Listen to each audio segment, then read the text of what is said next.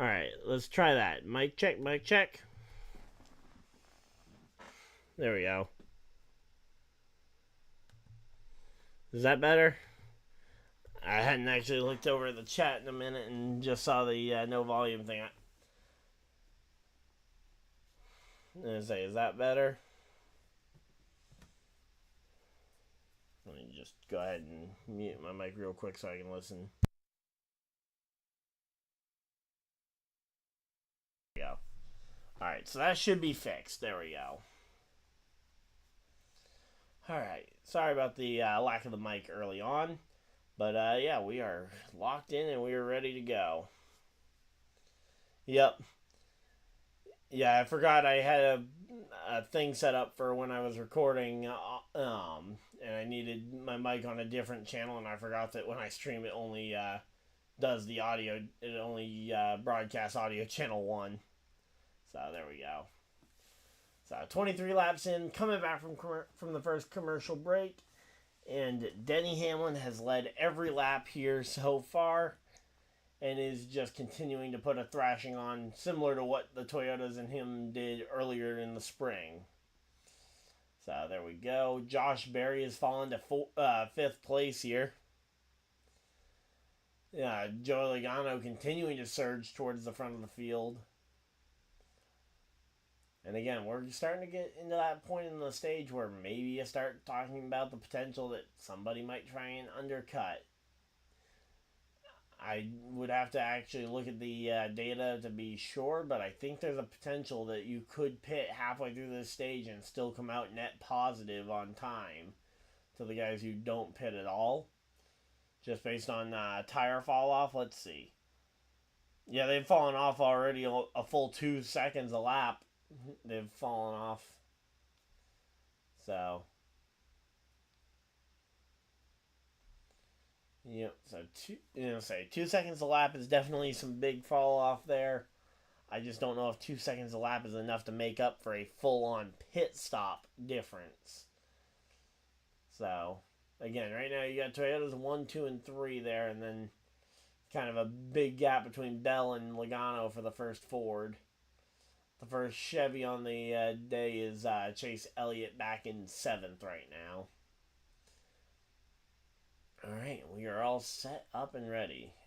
Yeah, I wish I'd had a little bit more time to actually test some of this stuff, because yeah, I had my NFL fantasy draft literally about, wrapped up about 10-20 minutes before the stream was scheduled to get going, so I was actually making the thumbnail for the stream during that fantasy draft, so...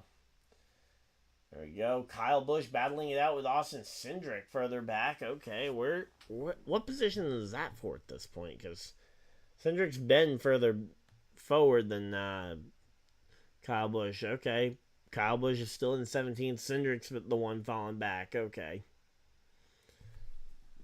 So Kyle Busch seems to have stabilized himself in the 17th spot. But yeah, for those of you... Well... For those of you guys who either forgot or just didn't remember after the 2-week break, but this race is the first NASCAR short track race where they are going to be implementing the option tires that they used at the All-Star race earlier this year. And we actually have a pretty good battle going on here between the 4 and the 23. The 4 of Josh Berry here absolutely trying everything he can to get around Bubba Wallace for the 5th position. And to hang on to that 5th position more so. And Bubba Wallace trying to get around the 4. And these two are going to just keep dogging each other, it looks like. Again, right now, Josh Berry, both of these drivers know what they're doing next year. Obviously, I don't think there was any real question for Bubba what he was going to be doing. He'll be in that 2311 car probably until 2311 shuts down. Speaking of shutting down, though, the SHR cars...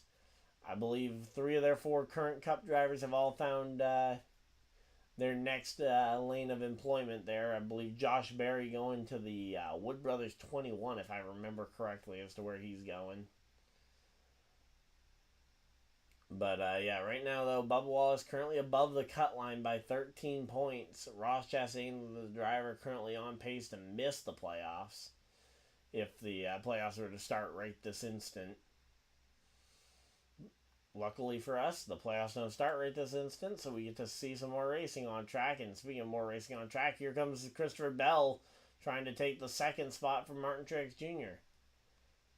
And I say, Truex is falling off about a second off of Hamlin's bumper, and there goes Bell around the outside. And now Bell can go and try and run down Hamlin and put a challenge on Hamlin here for the race lead. Alright, so there we go. I see Bubba taking this. I don't know. I mean, I'd like to think that Bubba's got the car that it can compete here. Let me go ahead and actually pop out the chat so I can actually read chat easier here.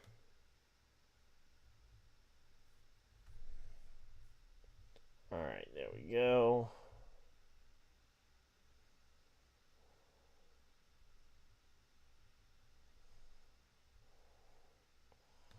There we go. Get the chat in a place where I can actually see it more consistently without having to keep clicking back and forth. Alright, so yeah.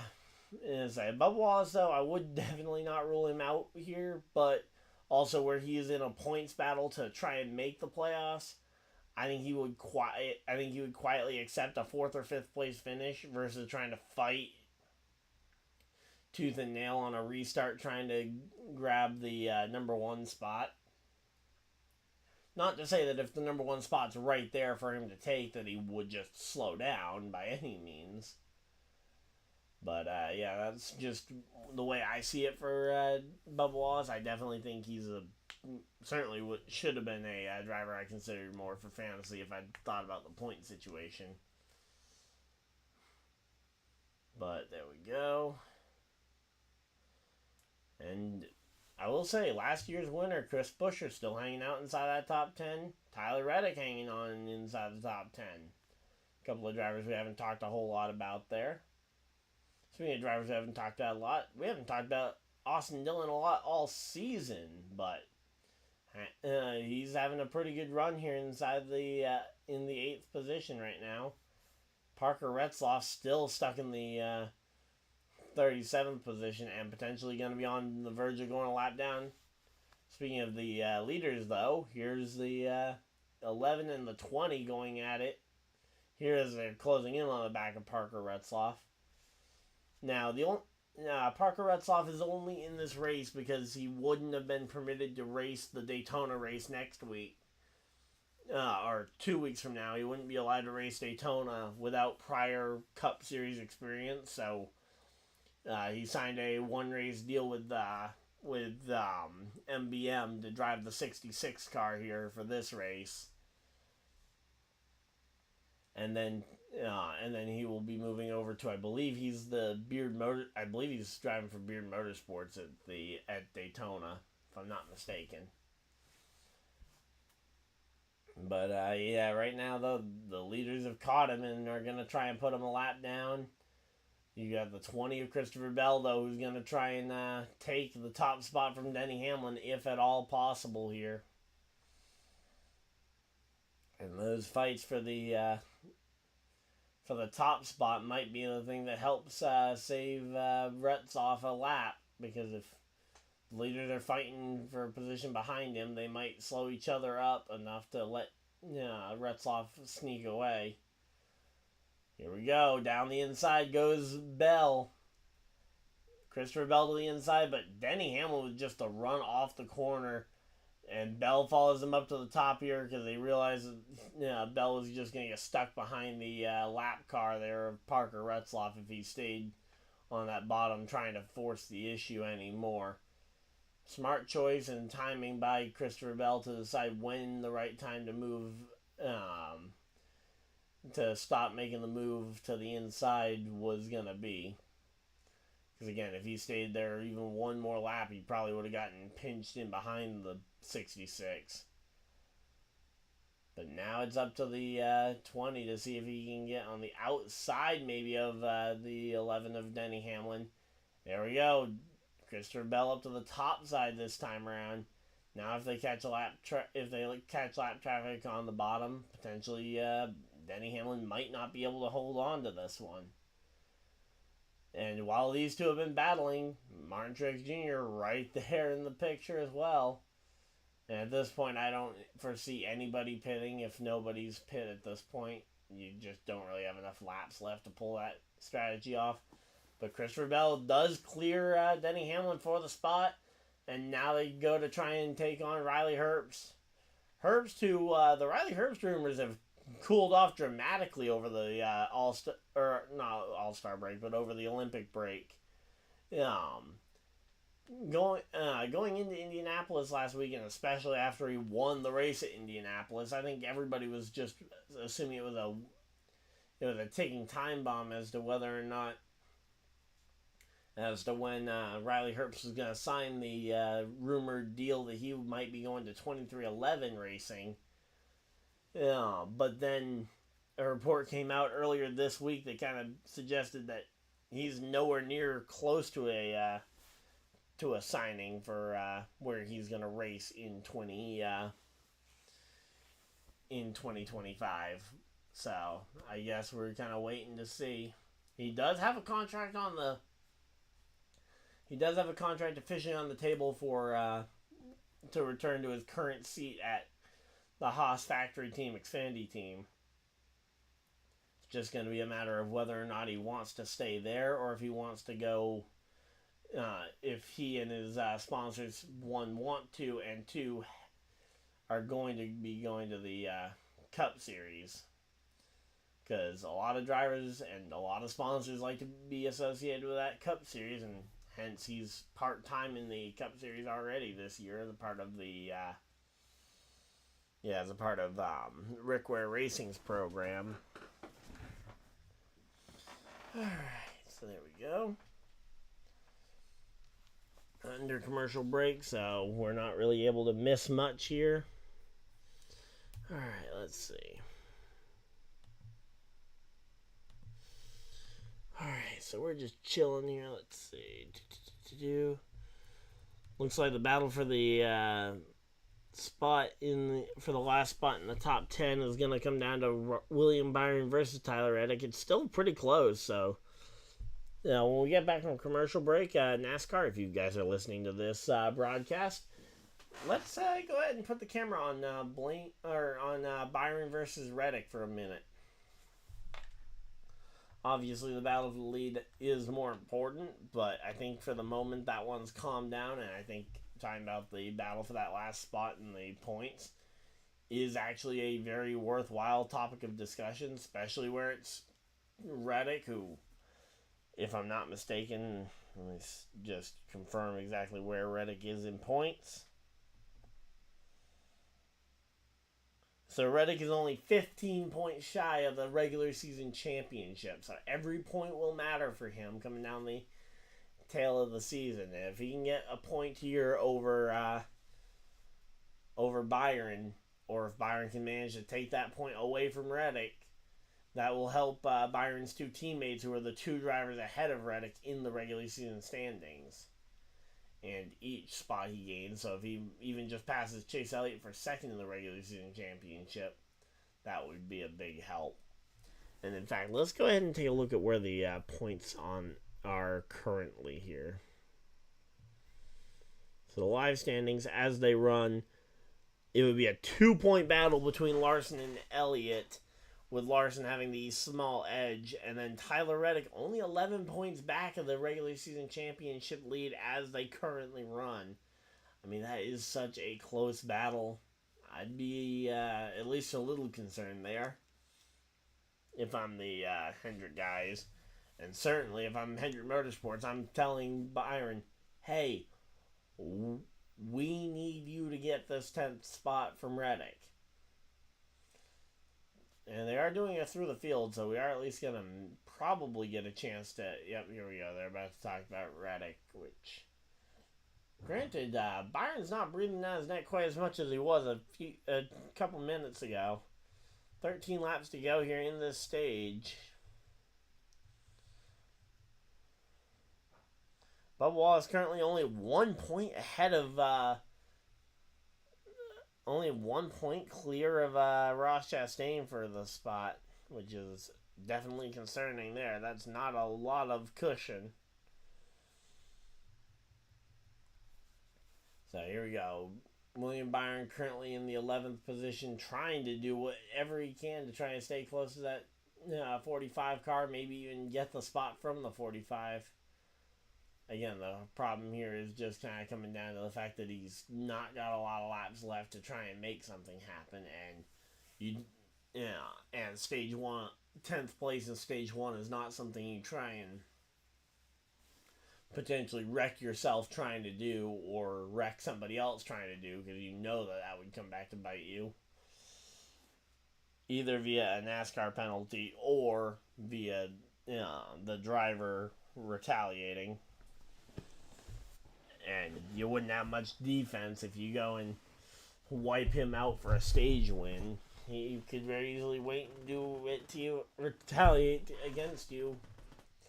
Oh, speaking of retaliation, but yeah, could wait to retaliate against you at the end of a race. But yeah, Martin Truex Jr. kind of got squeezed in the middle of 3 wide there between Hamlin himself and Riley Herbst on the top side there. So, definitely something.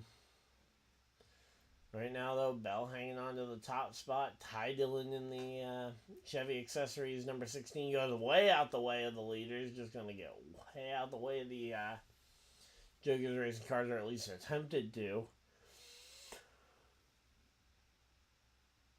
Alright, so as of right now, Hamlin and Bell now have a car between themselves and Truex.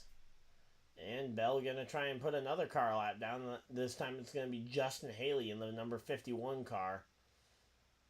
Oh no, that puts Michael McDowell not the first car on the lead, or on the 1 lap down, which means Michael McDowell wouldn't be the free pass. Come on, Michael. Let's see McDowell going for it on Justin Haley for the free pass. Here we go, the battle for the free pass. Number 51 on the inside, 34 to the outside. Gonna try and make it work. Not able to hang on. That is unfortunate there. Alright, let's see.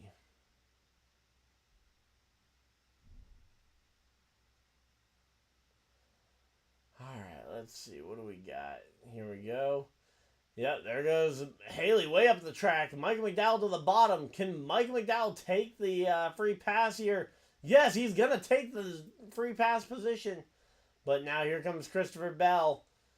And looks like Corey LaJoie is going to easily go a lap down here. Corey LaJoie having... Oh no, Corey LaJoie is going to fight back on the outside. I thought for sure LaJoie had just given up the spot there. And it looks like he pretty much has as he runs way up against the fence. And yep, there we go. Now Michael McDowell has another car he needs to get by, and only 4 laps to try and get there. And I say, or he needs the 7 to find a burst of speed to get by the 20, which I don't anticipate. And actually, it looks like 34 might have a shot at getting to the 7. Corey LaJoie, though, announced during the off weeks that he will not be, or I guess it was more Spire Motorsports announced that he will not be back at the 7 next year. Meaning that there is an open Spire car, potentially for Zane Smith to return, may be somebody else, but yeah, it seems like the arrival of Michael McDowell and his team and his crew chief, Travis Peterson, potentially being the difference makers here as to whether or not LaJoie got to stay or not. Alright, 2 laps to go in the stage. Can Michael McDowell take the free pass? And again, this is only the battle for the free pass. Bell is coming up on Gregson. Gregson could end up messing this whole thing up by going a lap down here.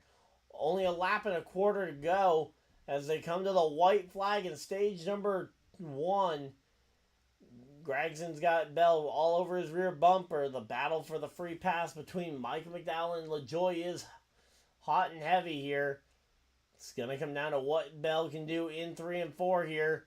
And then we're going to have the battle into 3 and 4 for the final time. Gregson's going to hold on. And Michael McDowell round the bottom. Michael McDowell gonna take the free pass, and let's go. Michael McDowell back on the lead lap. Christopher Bell wins the stage over Denny Hamlin, Martin Truex Jr., Joey Logano, and Bubba Wallace, rounding out your top 5 finishers here in stage number 1. Elliott, Austin Dillon, Chris Buescher, Tyler Reddick, and Josh Berry, the drivers who earned points. Ross Chastain, the first driver who missed out on points, which is unfortunate because Ross Chastain needs stage points as bad as he can, as many as he can get, because being that driver who's the first car out is not an easy one. But yeah. As of right now, though, the points as they run have Bubba Wallace in over Ross Chastain. Yeah, by a somewhat decent margin. I don't know if these points only factor in the running position and not the stages, so potentially the stage boost that Bubba just got being a big bonus. But yeah, right now though, Ross Chastain is the one on the outside looking in by, it looks like, a total of 5 points as they run. And that 5 points is going to be big. And they got ads for the NFL kickoff weekend, which that should be a fun one. I'm excited. I won't be streaming the... in terms of NFL games I'm streaming, because I guess we can go ahead and talk about the NFL a little bit, because... Yeah, between the fact that I drafted the my fantasy lineup, I was actually already had the week 1 matchups pulled up. So, Packers Eagles on September 6th. That's a Friday night. I'm gonna be streaming that game. That's the Friday night game in Brazil. And then what are the 4 o'clock games? For the 4 o'clock games, I might try and stream Cowboys Browns, but Lions Rams and Jets 49ers I think are going to be some pretty big ones to go ahead and get a chance to see. So, I would expect probably 3, maybe 4 streams over the over NFL opening weekend. Also depends on what's going on with the NASCAR schedule actually that week, as NASCAR is coming back from commercial break here, so we will catch back up with that in just a moment. Alright, so Atlanta at 3 p.m. on Sunday, so I won't be able to do Cowboys Browns, so we'll scratch that one off, but 3 primetime games. Packers, Eagles, Lions, Rams, and Jets 49ers are all very much on the table for potential NFL streams. Alright, so there we go. And now we're going to go ahead and get to see, yep, there's the Mike McDowell in that free pass position.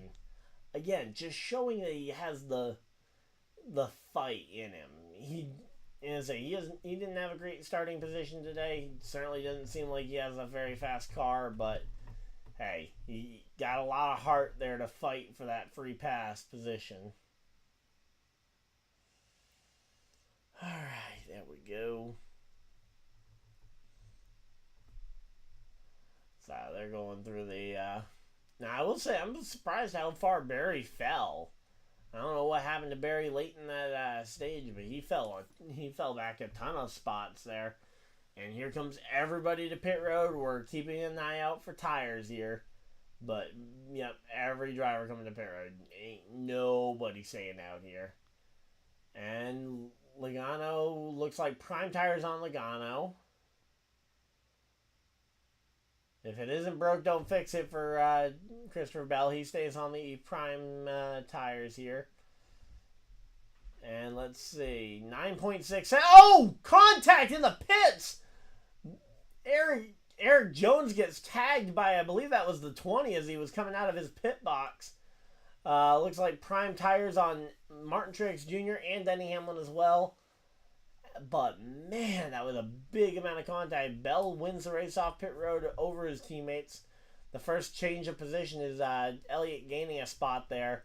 But that is there's significant damage to that front end of the 20 car. Yeah, the 20 car gets released and the 43 coming into his pit box. Not sure what really could have been done to make that any better.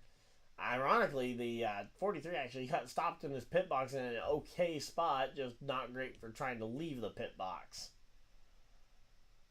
Yeah, he slid in with style, definitely, but yeah, man.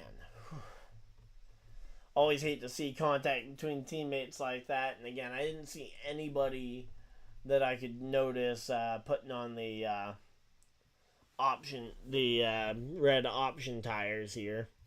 So it looks like we might be waiting another pit stop around to see anybody actually go for that. Although hard to tell because, again, there was so much going on and we only got to see about 3 of the cars coming out of pit road. Almost certain that the front 4, who all didn't change position, Bell, Hamlin, Truex, and Logano, I'm almost certain none of them took option tires, and then it kind of comes down to guys like, did Elliott take option tires there? Alright, so there we go. We're all settling in. And then just going to kind of take another peek a little further ahead. At the other NFL games coming up. Just because if there's any interesting games, I kind of want to make sure I flag them so I know. Like, I would love to be able to stream a Colts game, but unfortunately the Colts don't play on primetime nearly enough. September 15th, that is Bristol weekend, right? No, that's Watkins Glen weekend, so Bears Texans at night. I mean, that actually might be a decent game. Might stream that one. And then Battle of the Birds, probably not, between Falcons Eagles. But yeah, then Bristol's the following week. Alright, and here we go. They're back from commercial break, showing the spin again, and curious as to how much damage there is on the 20 car there, and something else that kind of was a little under the radar until this point. Yeah, Christopher Bell's crew chief, he had some kind of injury in the off season, not off season, but in the off weeks. That he will be reporting he'll be at the racetrack going forward. Oh, Bell made contact with the 10 car as well on pit. Oh, or was that Logano that made contact with the? I think that was Logano that might have made contact with the 10 car on pit road. But there was more contact on pit road here. And lights are on the pace car. Let's see. Trying to see if I can see any option tires. I don't see any at first glance, but I'm also just trying to see colors of letters on the sidewall. But yeah, there we go. The hauler driver for Kyle Busch is getting a feature here. Jerry Tuttle. Okay, apparently he's a bull rider. Okay, that's an interesting guy. Not only a NASCAR hauler driver, but he rides a bull, too. Okay. That's definitely not what I expected to see on a NASCAR broadcast today, but 160 lap stage. Are you kidding me? That is such a long stage.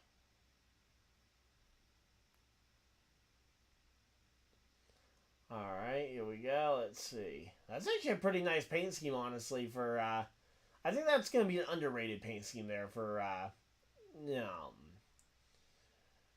But here we go. Pace car's off. Green, green, green. Green flag's out. We're back to racing, but an underrated paint scheme there for Suarez in the 99. Nothing flashy, but honestly, it's solid.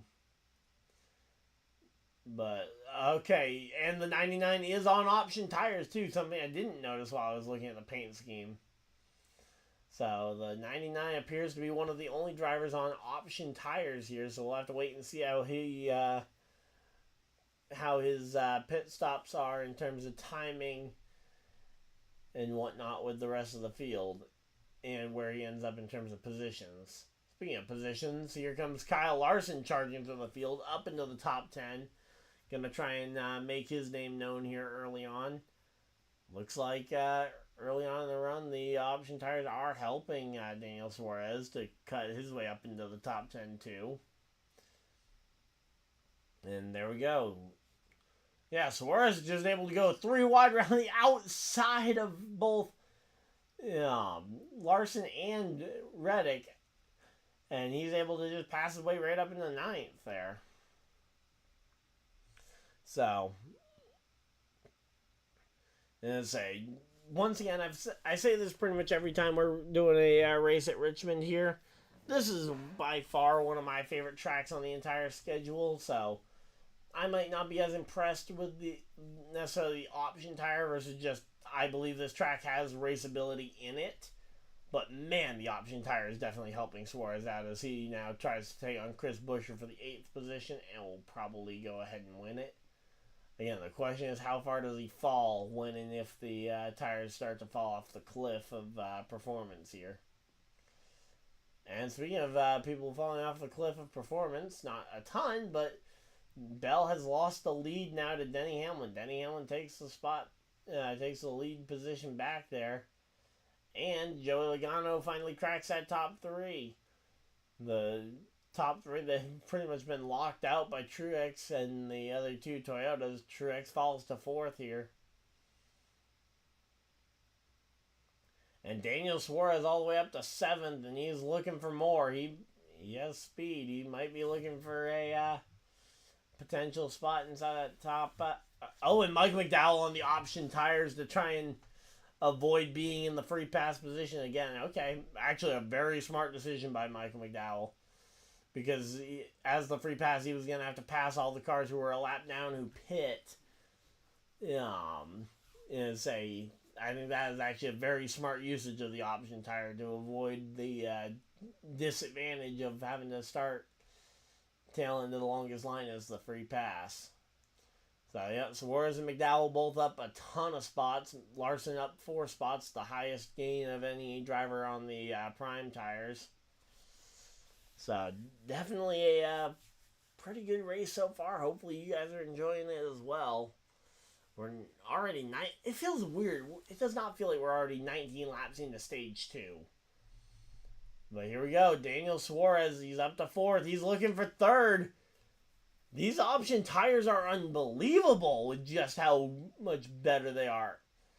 I would be shocked if we don't see, as long as we don't see them fall off a cliff after like lap 35 or 40, because genuinely, if they can make it to lap 50, they're probably good enough that I think you'll see every driver go to them on this next stop. In particular, I think, actually, genuinely, if I'm one of these leaders, on this next pit stop, I'd take the option tires and try and just lay a blistering pace to try and put the pressure on everybody else.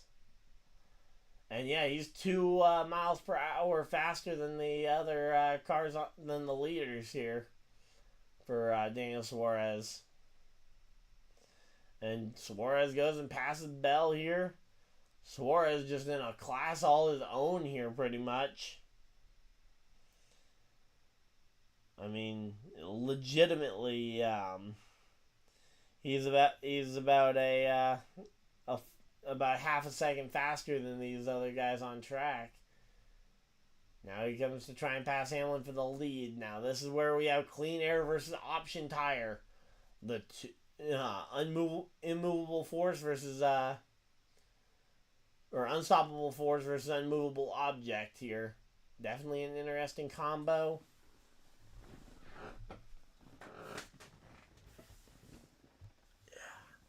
And there we go. There goes the 99 to the lead of the race. No contest there for Suarez. And now Suarez has both the clean air and the option tire. And as long as those tires don't start to fade, he can absolutely start to fly right now. And again, Michael McDowell up into the top 15 after being a lap down and the free pass less than 25 laps ago.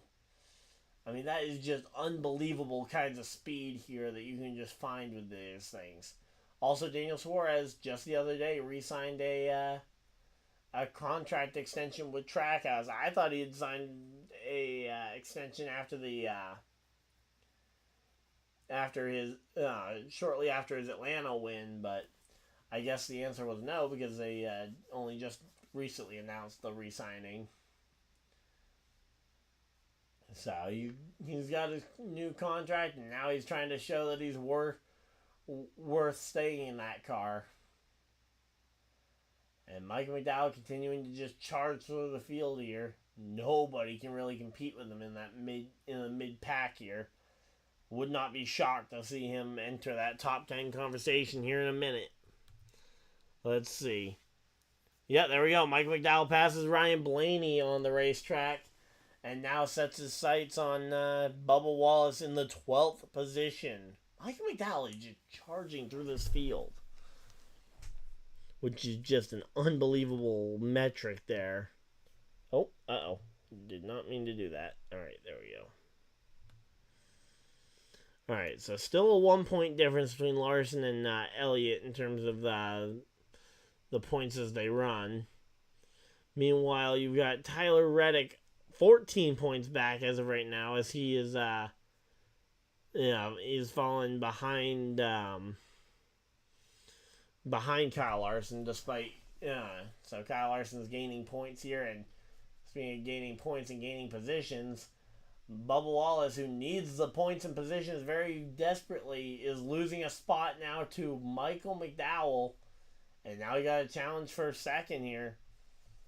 For, I guess we can call it first in class here. A battle for the class lead here between the two Toyotas. The 20 and the 20 and the 11 battling it out for position. Bell on the inside, Hamlin on the outside. Both of these drivers just trying to race it out as hard as they can. But they have now lost 2.5 seconds to Suarez. And there we go. Bell is able to clear the lead there. And now, are you kidding me? Mike McDowell's knocking on the door. He's about to pass he is legitimately about to pass the 10th place driver of Chris Buescher for position. That is insane. Alright, and yep, there we go. Mike McDowell up into the top 10. And he is just continuing to carve this field up with these option tires. Again, all they really need to last, again, I've said it, 45 to 50 laps is what I think the option tires need to last to really be a good option. I think they're already tremendously effective.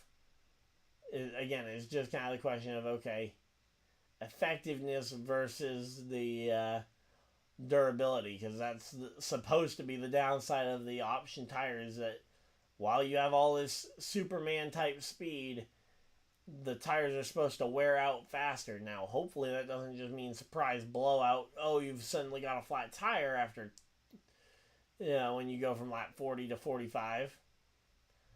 But, yeah, right now, Michael McDowell is just carving up the field. As he went by Larson last lap. Now he's looking to try and make the pass on Ross Chastain for 8. He's up 20 positions. And again, I want to stress that 20 positions is actually more than it looks like, because he had to pass all the cars who were also a lap down. I mean, he's passed virtually every car. I mean, he's passed nearly 30 cars on the racetrack since the restart, which is just insanity. But, yeah, I think it's a very good thing that the teams kept these option tires to themselves, kept the data to themselves, it seems like, because it doesn't seem like anybody really knew just how effective these option tires were going to be. But massive credit to Travis Peterson and Michael McDowell for pulling this strategy off, and similarly to Suarez and whoever his crew chief is. I don't know off the top of my head who Suarez has as a crew chief now, but those two crew chiefs, massive credit and massive pats on the back there, because they found this strategy before everybody else and had the guts to try it. And again, right now, a 3-second gap between Bell and Suarez. Last lap, though, Suarez actually was not the fastest car on the racetrack. It was Christopher Bell. Was slightly faster. So it's definitely possible that the option tires might be starting to wear out here, and 38 is a little early for them to be starting to wear down. But again, you've got a 3-second lead when Suarez was realistically, he was in the mid-teens before this strategy. So I mean, I think this is still a massive net win for Suarez. And I think nursing those tires again, as long as they don't just suddenly start blowing out, should be good here.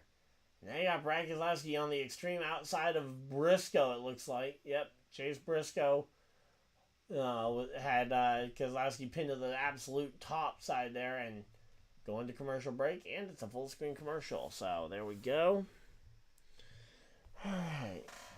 But yeah, this has been again, I'm actually quite liking the option tires. I've always been a big fan of them. Yeah, and the concept of option tires.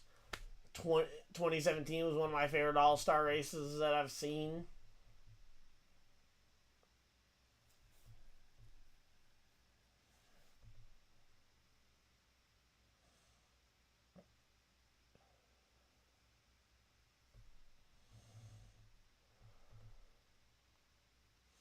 But yeah, these option tires are definitely on another level speed-wise here.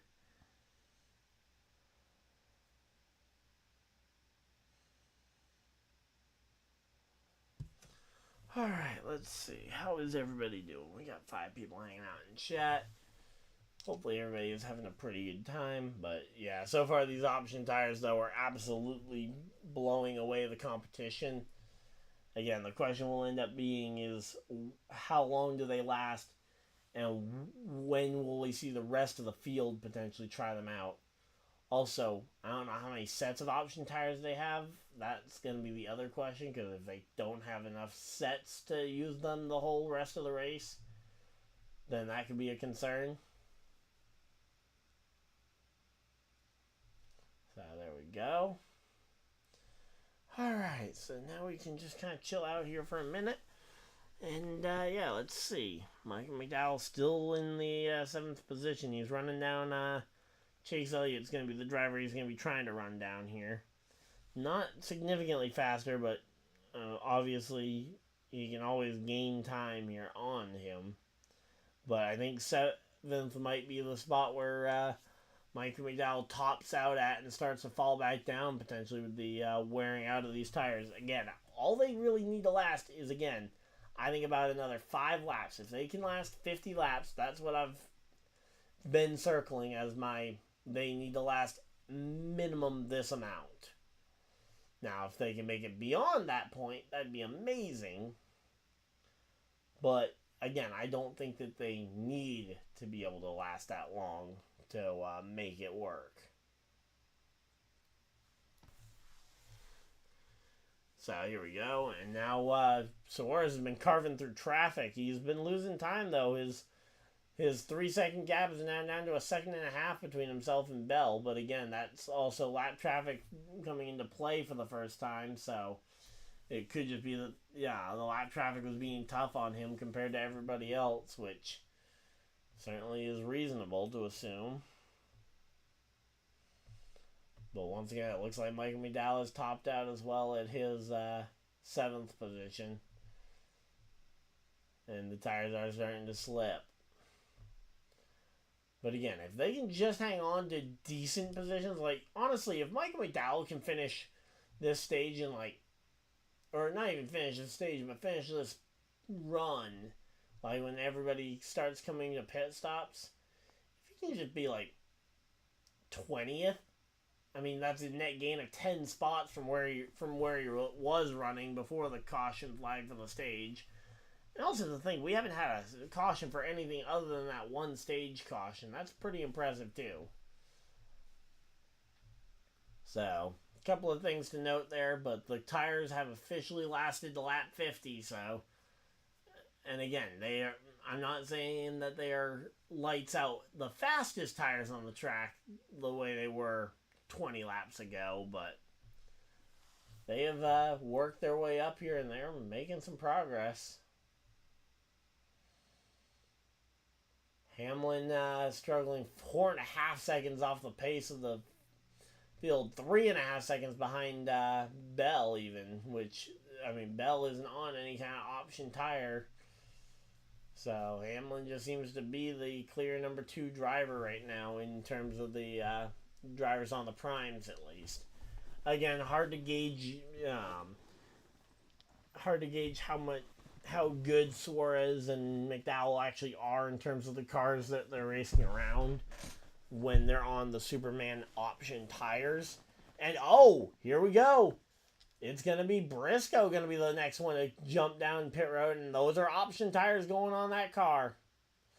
So Briscoe puts on the option tires, and here comes the 20 of the 20 of Bell. I mean, 20 of Bell, Harrison Burton also coming down. We'll have to wait and see. Christopher Bell putting on prime tires. That is a little interesting. Maybe you do 2 stints of primes and then you go for the option tires at the very end. But I mean, at this point, yeah, here comes Suarez. If it's not broke, I mean, Suarez should put another set of option tires on there and try and win this stage. Here comes Michael McDowell to pit road, Truex to pit road, Buescher coming to pit road. So a lot of drivers coming. Let's see. Prime tires going back on the 99. So the 99 thinks that, again, it's possible that they just don't have a lot of sets of the option tires. But again, I think that he made very good use of those option tires. Him and McDowell both. Looks like prime tires for MTJ. Here comes Buescher, and Buescher appears to be on primes as well. And everybody kind of cycling through, and oh, Buescher had to back up into his pit stall, potentially loose lug nuts, which is not what you want to see. And here comes Hamlin. Hamlin, who had assumed the race lead there, comes down pit road, and he is going to be, we're going to have to wait and see what he ends up doing. Chase Elliott, Austin Dillon, Kyle Larson, Tyler Reddick, and Ryan Blaney are the top 5 right now. Currently a bunch of cars staying on the racetrack that have been able to make this one last longer. Now the question is, if you make these tires last to lap 80, is it actually even going to be worth it in terms of the time lost compared to these drivers who are on 4 fresh tires and going to be just flying? Alright, so here comes Austin Dillon and Ryan Preece to pit road. Alright, and that leaves us with 9 cars that have stayed out so far. 9 cars that have stayed on the racetrack. Christopher Bell has assumed the race lead of the drivers who have already pit. Suarez lost his spot to Bell, but again, if Suarez can just stay close to Bell, can just stay top 5, I think that's a massive win for Suarez. Alright, there we go, and let's see. So there comes Chase Elliott down pit road, and let's go ahead and just going to take a quick look at the points as they run. In particular, I want to take a look and see where the 99 is. Okay, 99 is way back, so he'd probably need a win or 2 to try and really put himself in the conversation of making it to the point of earning points for his regular season points finish. Both the Rick Ware cars on pit road right now. Justin Haley and Riley Herbst both getting their pit stops done. There we go. Let's see. 3 wide here as Austin Dillon and Bubba Wallace are both charging through the field here. Here comes Kyle Busch and Todd Gilliland to pit road. 2 of the remaining drivers. That puts it to 6 drivers left on track. Larson, Reddick, Blaney, Byron, Stenhouse the top 5, Keselowski the last remaining driver on the... So those 6 drivers are the ones remaining. And Blaney comes to pit road, making it 5, leaving only 5 drivers left on the lead lap here. Or not on the lead lap, but on the older tires here. So nobody's making it 80 laps. Everybody pretty much pit around lap 50 to 60 here. Again, I'm surprised that the guys on the option tires were the first ones pretty much to pit road. Or that they weren't the first ones, to pit road. The fact that the prime tire drivers were to pit road at the... Yeah, before the option ones were, is a little concerning. Alright, here we go. Byron putting on prime tires, so William Byron going to be driving those prime yellow tires. Alright, let's see. So, Bell, Suarez, those are still your 1-2. Truex is up to 3rd. Hamlin to 4th.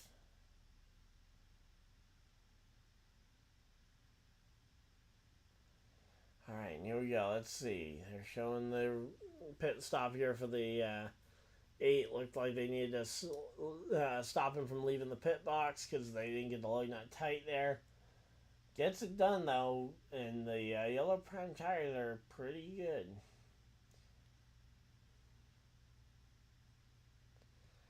Alright, let's see again. Right now, there's only 3 drivers left on the old tires. Stenhouse, Reddick, Larson are the 3 drivers who remain on the old tires. Basically waiting for a caution flag if there ends up being one. But man, and there we go. They got a commercial break, so we're settling in here.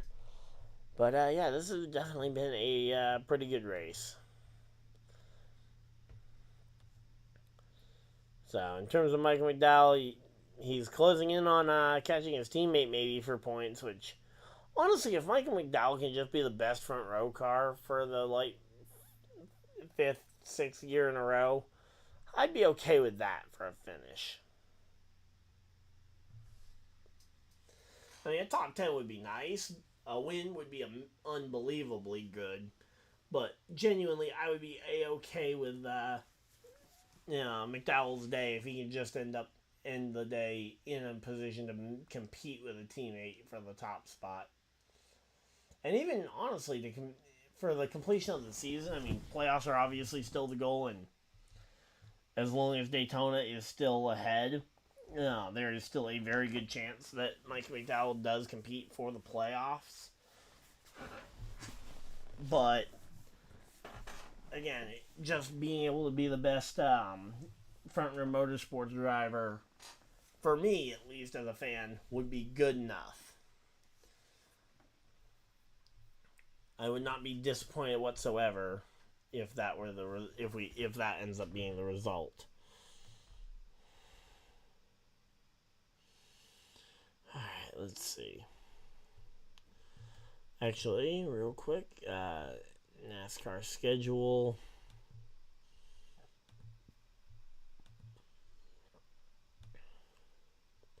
So not the Cup Series, but next week, or not next week. Well, potentially next week's Xfinity race. We'll have to wait and see.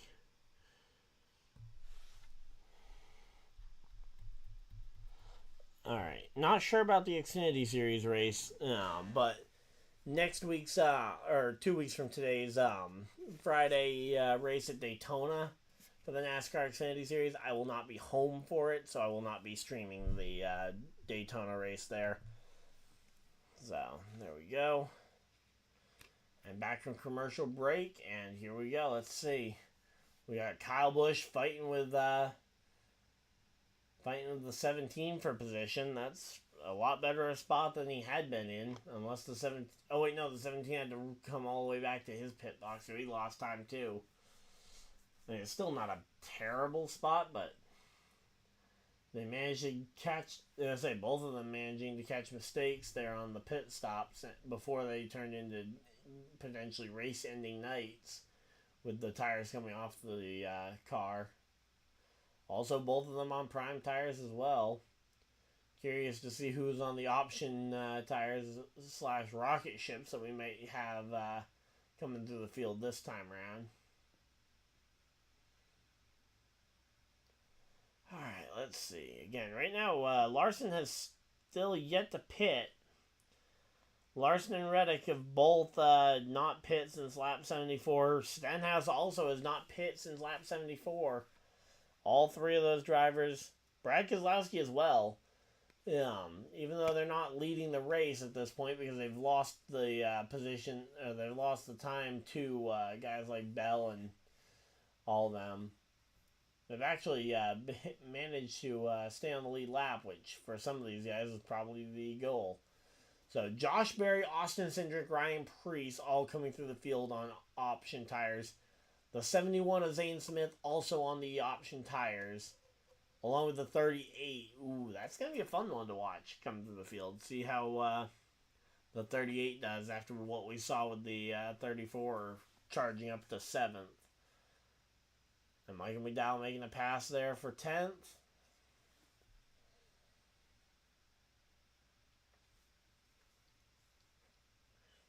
Alright, so here we go. And let's see. Again, Barry up to 13th here. And again, these, I feel like these rankings are all a little bit, arbitrary there. Officially, there we go. Larson has lost the lead position here. Yeah, so the 20 and the 19 have taken over the lead, which means any drivers currently a lap down are actually legitimately a lap down. Only reason I specify legitimately a lap down is because the guy's staying out on old tires. Yeah, if they had them a lap down, but the guys like Bell and Suarez didn't, then they were still planning on cycling out ahead. So Kyle Busch versus Noah Gragson for the free pass position. Okay. And it looks like Briscoe's got about 4 seconds before he's going to be going a lap down. And Briscoe on the option tires is probably going to be able to actually put up a decent fight to stay on the lead lap. Here comes Reddick to pit road. Reddick comes to pit road here. And let's see. Stenhouse stays out. So there we go. And putting on... Oh, I see green tape. Nope, primary tires there for Reddick. I thought he might be trying the option tires after a long run here. Larson comes to pit road here as well. Larson coming down pit road. So Larson's going to make his stop. And I say, theoretically, if they put on prime tires here, I mean, they've proven that they can make them last to the end of the stage. I just don't know if that's going to be a sustainable option for the race.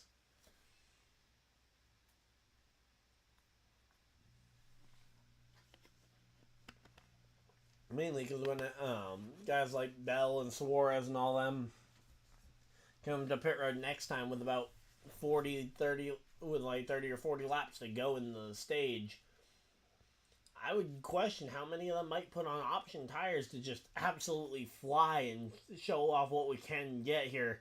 And Stenhouse late braking coming to pit road. We'll have to wait and see if he got woed up enough, but there we go. That is pretty much everybody out of that top 10 that was still hanging on, having come to pit road. So that now puts Mike McDowell up to 7th. I'll take that. There we go. Suarez is settled in the 2nd position. Josh Berry leading the charge of drivers on option tires here, all the way up into the top 10 now. He's in 10th. Cindric and Gilliland fighting with each other for position and potentially wearing out their option tires by battling each other. So I will say, I think that's going to be a big benefit to the McDowell and Juarez sets of tires versus, say, any of the guys currently on their sets, or guys potentially taking, when we see everybody potentially go and take option tires. the option tires won't look as impressive when everybody's on them. But all in all, I think we've actually had a pretty good race so far. Alright, so yeah, Reddick is actually falling all the way to fourth in points right now as they run. Denny Hamlin up to third. Alright, let's see. And the battle for the cut line position, it is Bubba Wallace having a 1 point lead over. Bubba Wallace only has a 1 point lead over the 17. That is concerning there if you're the 23. But you're also concerned if you're the 17 because you came in with such an advantage. You feel like you should. Although, granted, yeah, he was one of the drivers who had pit stop trouble, so that would explain why he's back there. And you didn't really have the points to survive that.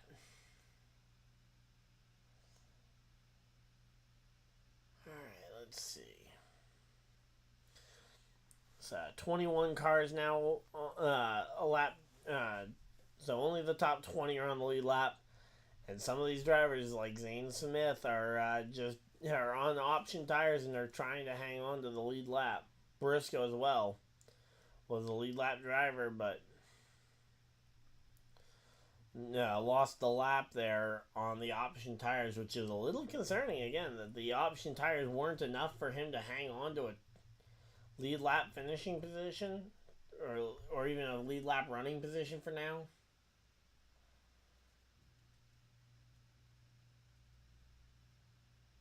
Okay, so they only got 2 option sets for the race. Okay, that makes sense then as to why they went there. I was thinking that they had enough option sets to potentially go and run half the race on option tires. Okay, so I think if you're Suarez and McDowell, I think you absolutely run on primes until your late caution late at the end of the race to potentially make a run for the race win. Especially if you're McDowell, who is in a must-win position for the playoffs here. And that's also why Bell and some of these other guys didn't burn up an option set just to try them out and try and win this stage.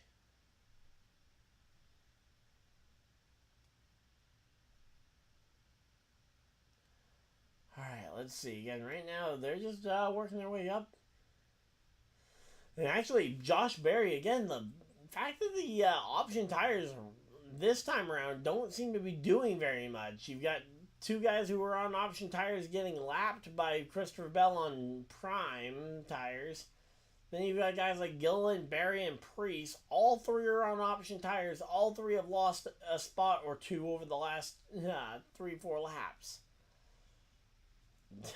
I'm curious to see what the option tires had to do with that.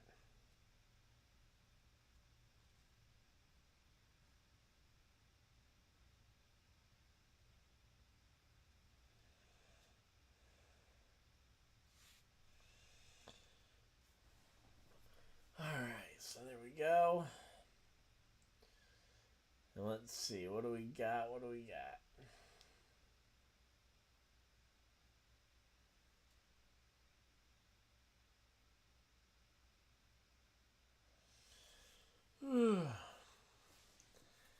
Alright, so stage 2 currently, we got 67 laps to go. I would imagine that we maybe see them get to 50 to go and then try and pit. Especially the guys, well, I was going to say, especially the guys who might be going to option tires. But again, as I said, I don't anticipate seeing any of these guys go to option tires here. Now that I know how limited the option tires really are. Oh, here we go. Here comes Ryan Priest already getting off the option tires. Cindric getting off the option tires. And Briscoe too. 3 guys who were on option tires coming down pit road already and getting off of them. Alright. Again, that is strange that we would see those guys all coming for tires. Here comes Harrison Burton down pit road as well. I mean, I guess maybe just trying the tires out for a very short sprint, but you only get 2 sets of option tires here. Here comes Josh Berry, another driver on option tires, who hasn't exactly lit the world on fire in them. I mean, I'd love to know what the thought process is here. Like, why all these drivers who went to the option tires? Here comes Gilliland, too. Every single driver now who went to that option tires this last round of pit stops, every single one of them bailed on it. I don't understand. I mean, I think it just seems weird because McDowell and Suarez were able to use them so well. Maybe those drivers are just better than we thought. I mean, certainly I am not one to usually I'm usually the first person to give McDowell more credit than he deserves. And yep, there comes Zane Smith as well. He's another one of those drivers who was on option tires. But they haven't been on those tires for more than like 30, 40 laps. I mean, granted, 30, 40 laps is about when they started to lose their speed for the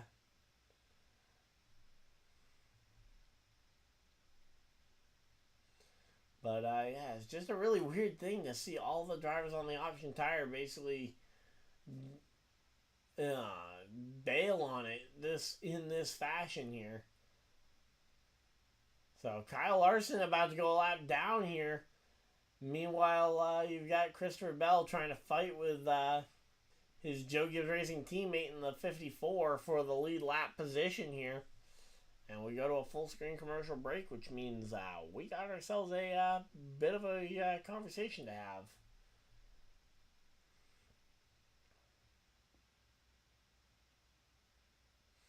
All right, let's see.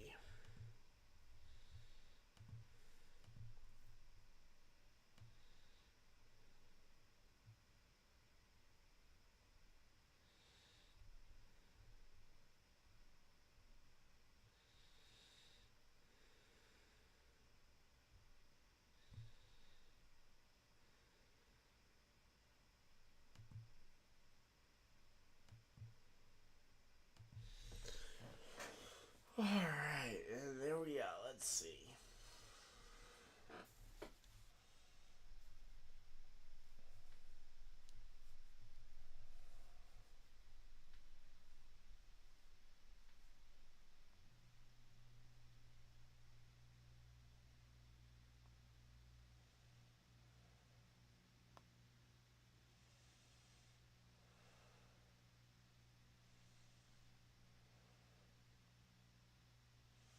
Actually, I just thought about something. Now that we got most of the pit stops under the way, MTJ with an issue? No, MTJ wasn't the Toyota that was supposed to have an issue. It was supposed to be Hamlin and Bell, the two guys who were doing well, and I probably should have just used them. So Keselowski's now on the option tires. McDowell's come down pit road. Everybody's pitting here. Alright, well, I guess this is just the window because Hamlin's coming to pit road, Chastain coming down, Hocevar. Again, I think that at this point, we just got to assume that they can make it the 60 lap. Well, especially if they're putting on prime tires, it should be good to make it the 60 laps. It just feels early to me, probably, but I trust the teams at this point. Not to mention the numbers aren't outrageous like some of the stuff that Logano's gotten away with when it comes to fuel mileaging. But I'm going to go ahead and check my fantasy lineup because we're actually getting close to the end of stage 2. And I don't want to miss out on potentially getting some bonus points by pitting or not, or by garaging or not garaging certain drivers. Definitely starting to feel like the decision to not put Bell or Hamlin in my lineup, though, is definitely going to bite. Granted, I never thought that it was necessarily the smartest decision around. I just assumed that, especially with where I have only one Hamlin left, I am saving that one for the Darlington race. So Hamlin's not a consideration next week at Michigan for me.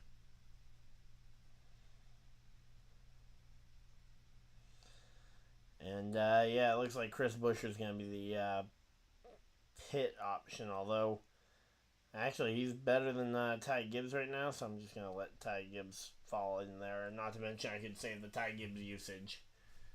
And here we go. Here comes Elliott to pit road. Again, it'll kind of depend as people start rising and settling here.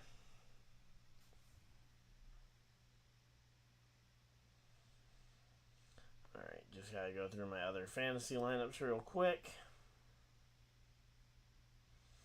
Also, if you guys want to play NASCAR Fantasy against me, I have a link to my fantasy league in the description. You guys can, it's never too late to join.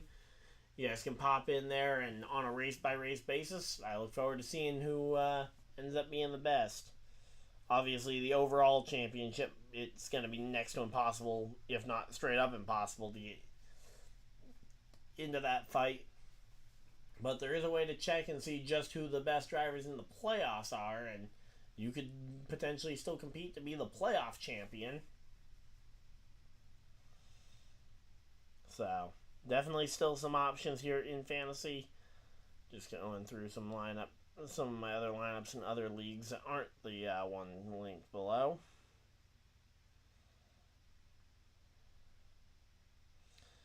Alright, gonna leave Ryan Blaney. Yeah, I'm gonna actually put Blaney in over Buescher there on that one.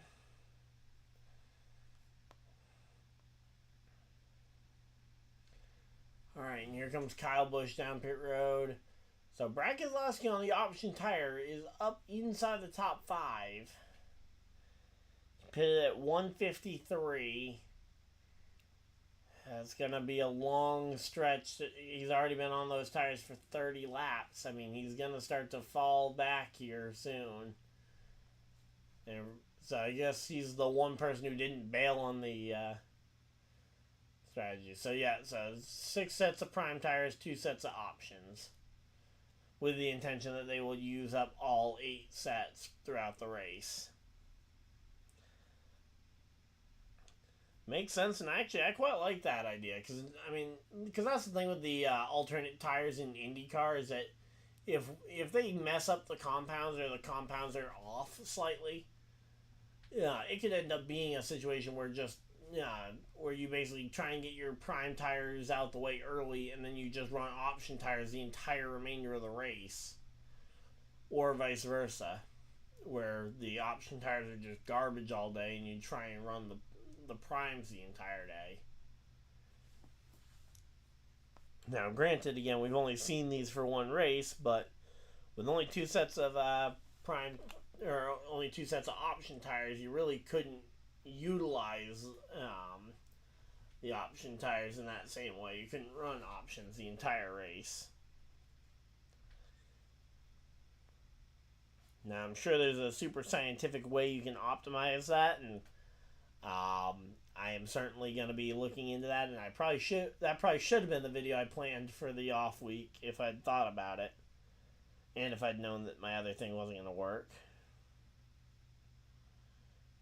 Alright, let's see. Boom, ba-dum, ba-boom.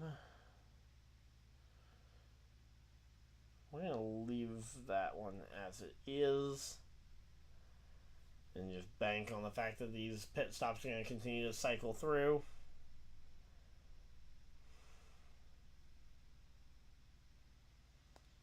Alright, there we go. So 3 more to check. I don't think I need to adjust. I think there's at least one of these that I think I already checked. So I should only have 2 really that should need changes, but let's see. William Byron over Josh Berry, no.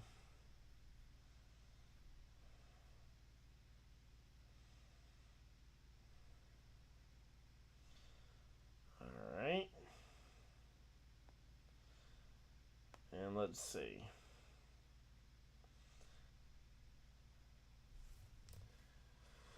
Alright, so yeah, we're just chilling here though. 119 laps down here in stage number 2. We're actually coming up on the halfway point here pretty quick.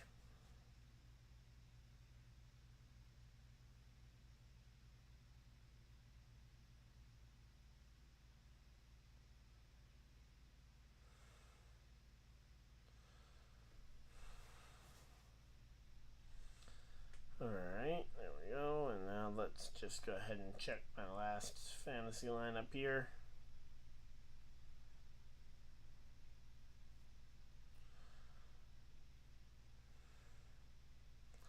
I think I'm going to leave that one as is. So I think that should be all of them settled. Yep. Alright, so fantasy is... I'm not going to worry about the fantasy points the remainder of the day. Alright, we might take another look at them as we come down the end of the race. But here we go. 38 laps to go here.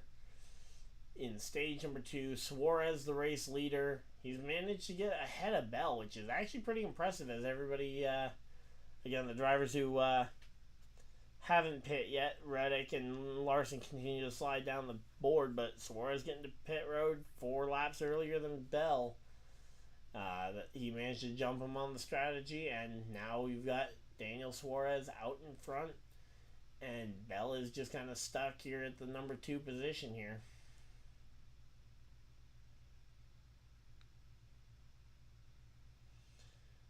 Alright, let's see. And it looks like everybody's on prime tires except for Ty Gibbs is on option tires, and here comes Brad Keselowski to come get the option tires off that he's been running on for about 50 laps now or so. So I will say, I think the option tires have had an absolutely amazing debut so far.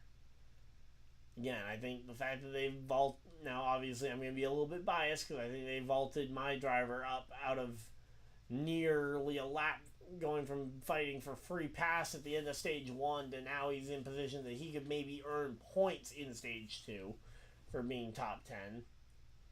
Definitely something to at least look at. Is Kyle Busch on option tires? Kyle Busch is on option tires. Nearly a full second faster that last lap than the leaders of the race. So, Kyle Busch, here's another one that of my personal favorite drivers who could potentially get vaulted way up the leaderboard here.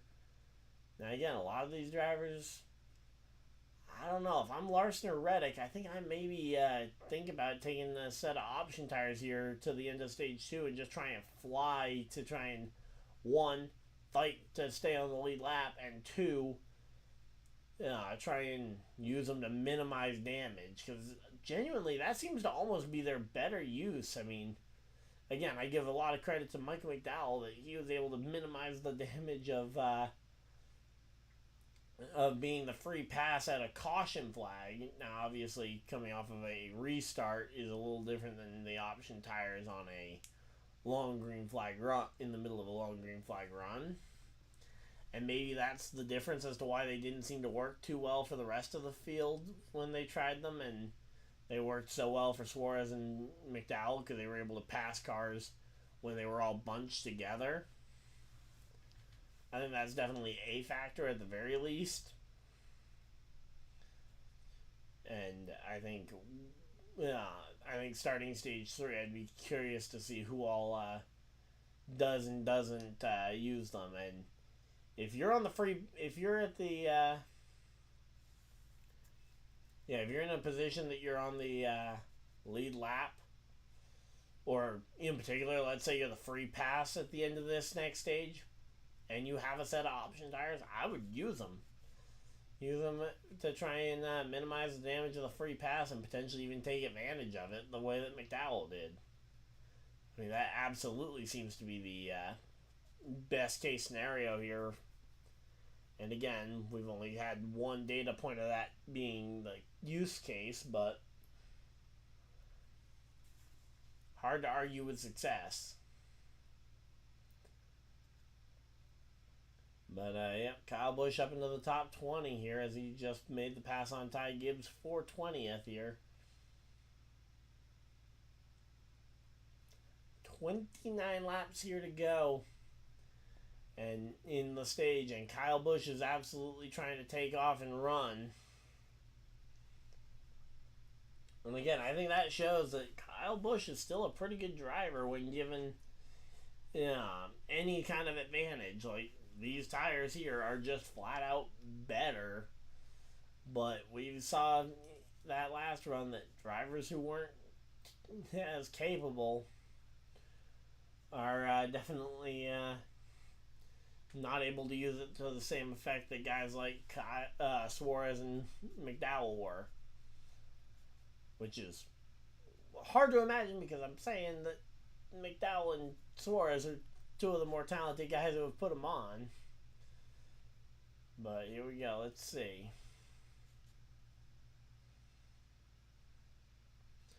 Again, right now, McDowell just kind of... Again, McDowell, the biggest thing for McDowell is that he's just stabilizing here in the 7th or 8th position. He doesn't need it. Like, points aren't really a factor for him. He's a must-win. So, as long as he can keep himself in position to potentially win at the end of the race, I don't think it matters to him that, oh, well, you're not really competing right now. You're just kind of hanging in there. Running 8th place in the NASCAR Cup Series race, still definitely competing there. But on the other side, you also have the situation there that when the caution flag comes out for stage 2, you'll be bunched right back together and potentially able to compete for some more positions there. All right, there we go.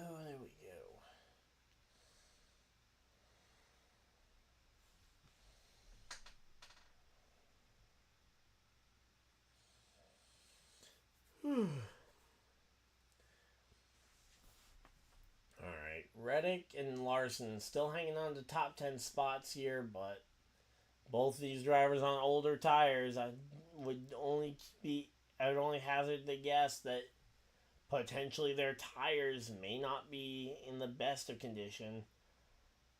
They've been on these tires for what looks to be 60, 70, coming up on 70 laps, and they still got to go another 23. So, I mean, that would be going 80 laps on tires, which I know that they probably can do on the primes, but it's going to be a stretch, and if you blow a tire here, your day may end up being done. And there we go, going to full screen commercial break, which means once again you're free to go ahead and check out the the stream chat. How's everybody doing? We still got 4 people hanging out in chat. Thank you guys for everybody that's hanging out, deciding to spend your Sunday evening here with me. So yeah, that the Xfinity Series race from Daytona. I won't be home for that one, unfortunately, so I won't be able to stream that. But I don't think I'm missing any other Xfinity races, really, the remainder of the season. Just take a quick look down through. Yeah, I think I should be in position to actually be able to stream every single race down through the remainder of the NASCAR Xfinity Series season. Again, aside from that one race at Daytona. And then let's take a quick look at the truck schedule as they come back from commercial break, which will be another thing. But the truck series, they just locked in their playoffs last night. I was not available to stream the start of that race. Was busy helping a friend move, so there we go. And now you got Suarez, the race leader, putting a lap here on Brad Keselowski in 19th place. The fact that we're just lapping so many cars, it's going to leave this race feeling like a half a field at best when we restart and have 19 cars potentially on the lead lap. Or less. So, you got Milwaukee on Sunday. Okay, so that's after the Cup race at Daytona that they're racing Milwaukee. Okay, that's weird, but alright. Then we got Bristol. Oh, races I won't be streaming, or I won't be live from here. Yeah, Bristol. I'm going to be at the Bristol night race weekend, so expect some content at the track there, but don't expect me to be here. Then we got Kansas for trucks. I should be home for that one. Then we go October. Then we enter October with Talladega. Yep. The Homestead race, I won't be at home for that one. So I'm going to miss one truck race the remainder of the season. It's not bad. Alright. So here we go. 15 laps to go in the stage. The battle right now for the points to make it into the playoffs. You got a very thin margin here between Bubba Wallace, Buescher, and Chastain. All three drivers separated by about 11 points total between Bubba Wallace and Ross Chastain. All three of which are fighting it out for 2 spots available. So 2 of them will make it, 1 of them won't. As of right now, I would hazard a guess that we're gonna see probably a good shot that we might see this one go on to be in a situation where Chastain may miss the playoffs. Obviously, I think the question there comes down to whether or not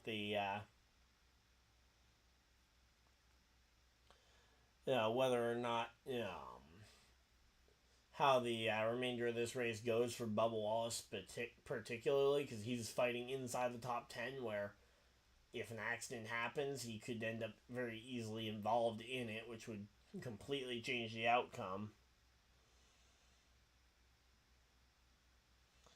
Alright, there we go.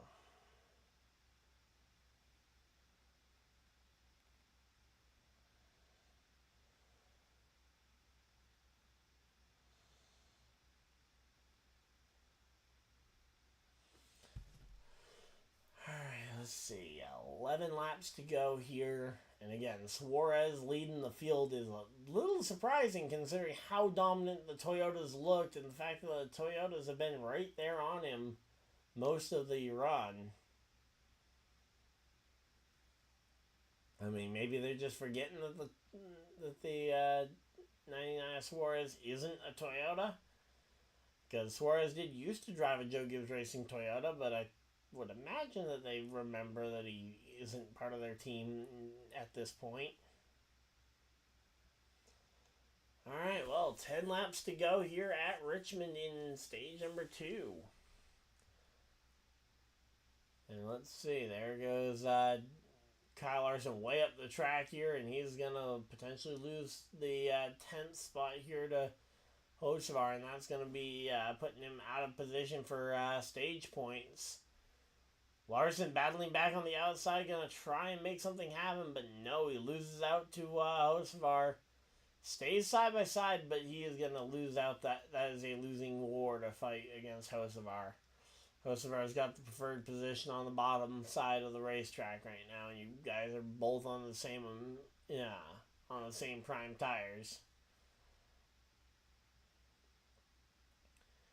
Alright, so here we go. Logano up to 5th. He's making some moves here. Alright, let's see. Again, right now everything's going pretty well here. Mike McDowell up in 7th place. I gotta say, I love to see that. Mike McDowell working his way in and around guys like, that's the 22. Logano working his way past Chris Buescher. As Chris Buescher is now, 1 or 2 laps down? I think that's only 1 lap down for him, but either way, it is definitely a concern at this point that Buescher had such a terrible pit stop there. And Reddick loses a spot to Austin Dillon. No, they're going to fight it back and forth for the spot between Reddick and Dillon. Former teammates there going at it. And Mike McDowell's going to stay close here. Those two continue to fight. Mike McDowell can make it 3 wide. Try and take the 5th position from him. But as of right now, the fight for that free pass. Oh, Josh Berry. He's already used up 1 set of option tires. If he wants to employ the free pass option strategy that McDowell implemented, he'll have to use his one and only remaining set of option tires to fly through the field. Because I think absolutely the 4, yep, here we go. He's about to lose the spot to the 99, so that'll be losing the lead lap status. Puts Barry 1 lap behind the race. Now the question is, can Barry maintain being the highest car 1 lap down? And let's see. Should be pretty easy. Coming down to 2 laps to go here at the racetrack. Suarez over Barry here. And pit road is closed with 2 laps to go, so nobody, there isn't going to be any big surprising dives to pit road here, although this track is way too short to really make that a strategy anyway. And now here we go. Come on, Michael McDowell versus Reddick. I want to see this fight as we take the white flag for Suarez. White flag for Suarez here. I want to see Reddick versus McDowell. Come on. But as of right now, they got a line of traffic going there.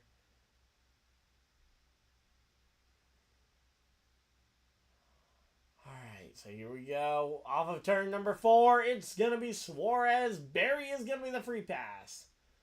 Barry clinches the free pass spot there. Christopher Bell, Denny Hamlin, the other drivers filling out that top 3. Still waiting on the rest of the top 5 to come around. There's Logano. There's Dillon. Michael McDowell does beat Reddick for the top 6. Let's go. McDowell gets Reddick's spot there in 6th place. Big day for Michael McDowell to get that. Bubba Wallace and Tyler Reddick and Bubba Wallace both earning key stage points there. Reddick for his race to try and fight for the regular season championship. And Bubba to try and make his way into the playoffs to fight for the overall season championship. Elliott and Truex getting into it there, battling it out for the 10th and final position, which Elliott did end up getting over Truex, and that is also key because, oh, you think I might be muted? All right, let me double check, because I was muted earlier, but I fixed it, I thought.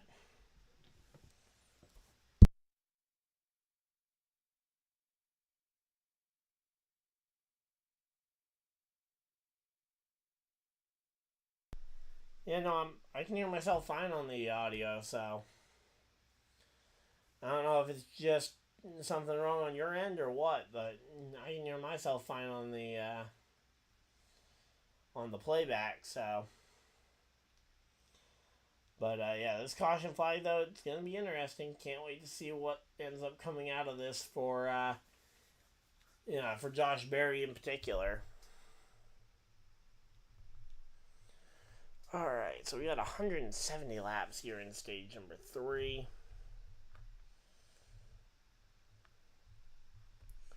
Alright, I'm going to go ahead and use the bathroom while we're at commercial break, and I will be right back, guys.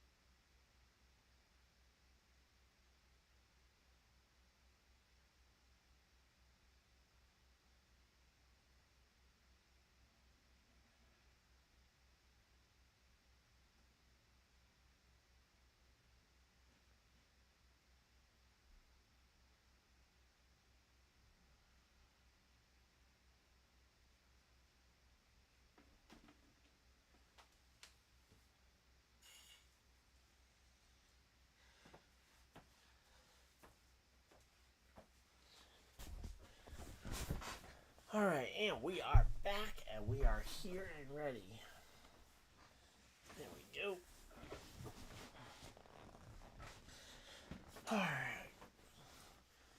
back from commercial break as well, which is conveniently timed. And we are ready to resume this stage.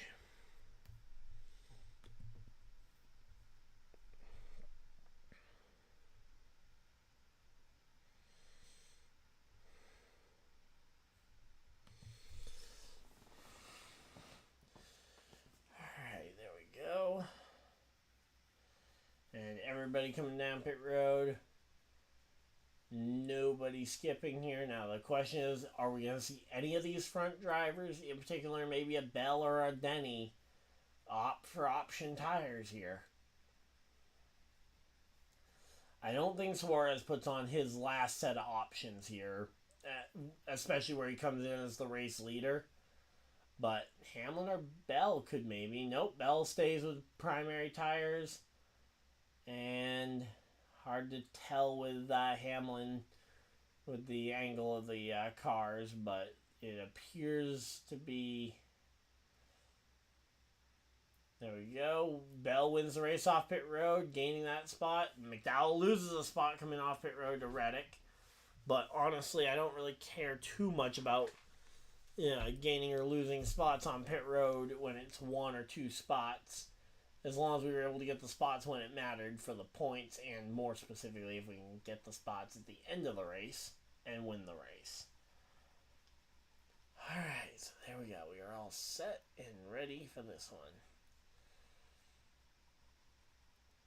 Alright, let's see. I'm going to go ahead and just quickly look ahead at the NASCAR Cup schedule and potentially see if there's any races I might be doing co-op. I might invite some of the guys from the Lap Down podcast on to help with one of those. Honestly, Michigan next week. I might see if I can bring someone else, bring a co-host in to help make Michigan more interesting. I think that'll be an interesting one. I think there's enough interest in both Daytona and Darlington that should stay interesting, and then the playoffs should be pretty easy to keep conversation going. I'm just worried with Michigan that I'm not sure that there will be a whole lot to talk about there. Southern 500, I could definitely see bringing someone else in as well. Alright.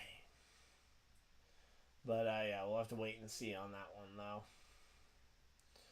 though. Next week's schedule, because this is the only race of the weekend that I'm doing, so let's go ahead and see what next week's Xfinity Series race is timed out to be. Please just... Alright, it's one that I'm home for. Again, I'm not sure what I'm doing on that day, so we'll have to wait and see if I'll be available that day or not. Alright.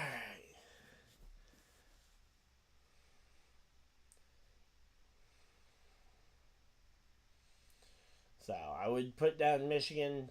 Cup Series, definitely. Xfinity Series, I would definitely chalk that one up as a very strong maybe. Speaking of which, let me go ahead and check the local track.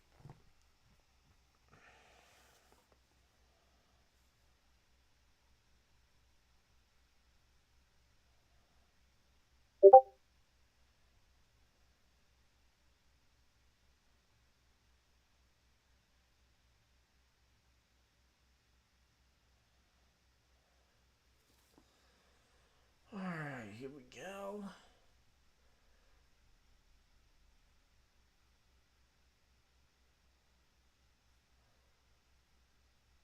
Alright.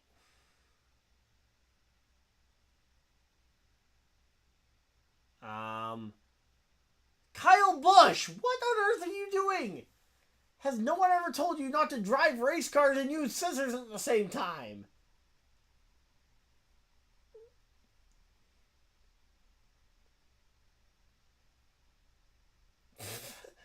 He's using scissors to try and modify his wrist brace after his crash at Indianapolis. I mean, it's a good thing he's wearing one, but why on earth is he using scissors while rolling under caution here to modify it?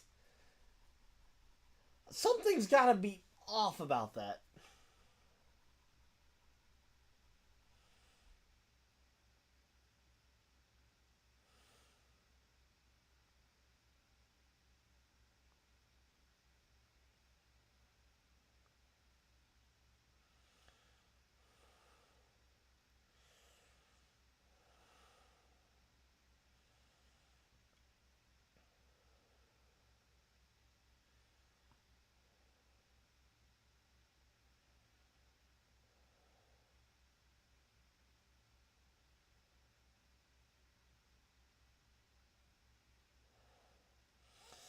I mean, granted, that would be a very specific rule to have, and here we go. Green flags out. We're back to racing at 3 and 4 wide.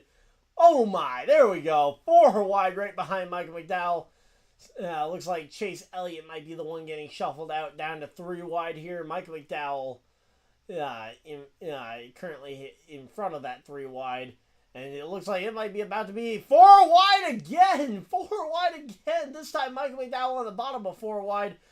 Suarez bouncing around like a pinball in the middle line there. And you've got Ross Chastain and Bubba Wallace on the outside of that pinball machine here. And Michael McDowell hanging in there on the middle of 3 and 4 wide. And again, just fighting this one out. Looks like Suarez is getting eaten alive here. And oh, that's why. Everybody except for Suarez, Austin Dillon, and Kyle Busch, everybody else is on option tires.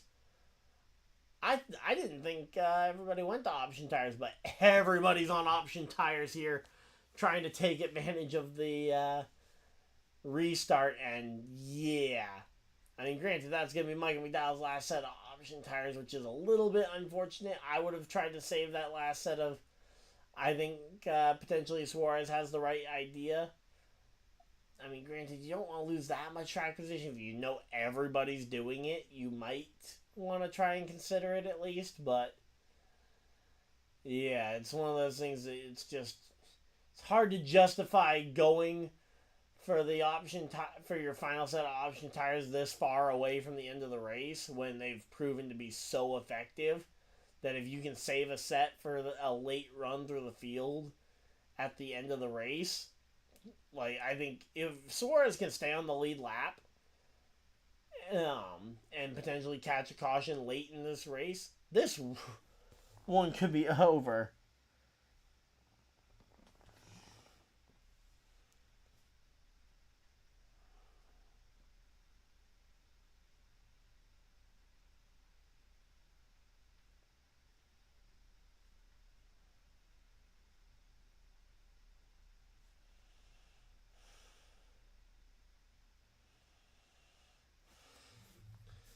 But yeah, Suarez getting freight trained as he was the only driver on the option, or not on the option tires there.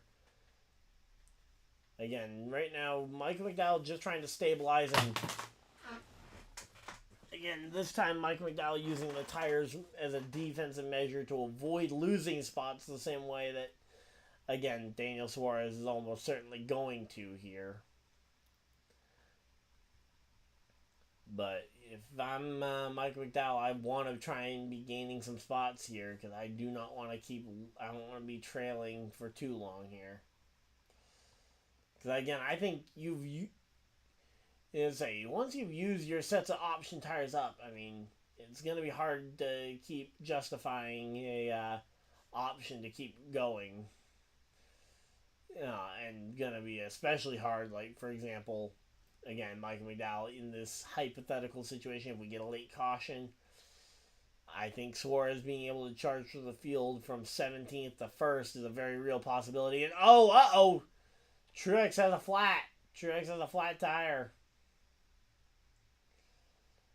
Truex with a flat option tire, and that is going to send him down pit road. No caution flag, but that is going to hurt MTJ's day. And for a driver who we thought might be locked into the playoffs essentially on points, barring some crazy winners here, and I think he's still in position that if he has a okay enough day here or Michigan next week, he could lock himself in mathematically on points before Daytona. But as of right now, I don't see an option where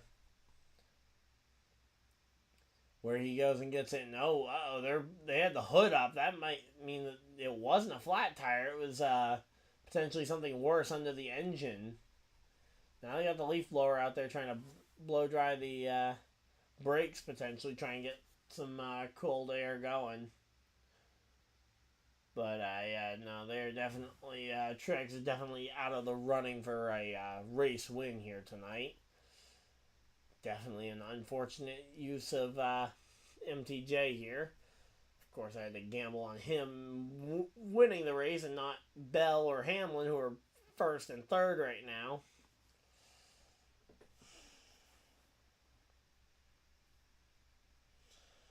Alright, let's see. Fantasy points. I'm probably terrible. 10th. Okay, not terrible, but I would have been better off with Ty Gibbs over MTJ. Although those points from the from the third place finish in stage 1 are gonna help cushion the blow.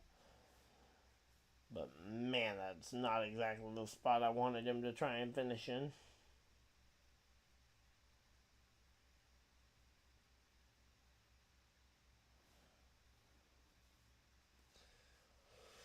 And yep, he has gone to the garage now too, so it's even worse than we thought. And here we go. Michael McDowell gains a spot back on Ross Chastain, so making some progress. Again, just the whole point of this tire strategy is to avoid losing spots because everybody's on the reds, and then to go to the primaries after this and be able to, again, maintain and potentially fight and claw for 1 or 2 more spots. Again, I'm not sold that this is the winning strategy. And yep, there's MTJ out of the car. And man, he is not going to be happy about this. Let's say on a big day where he needed to gain, or at the very least he had an opportunity to gain some points and potentially even lock himself into the playoffs. Yeah, he ends up out the race and tanking points right now. And now going into Michigan, he is in a tight spot to try and clinch the playoff spot before we end up going over to Daytona. And I think that's the ultimate goal, is to just, you want the playoffs clinched. I mean, obviously, the earlier the better.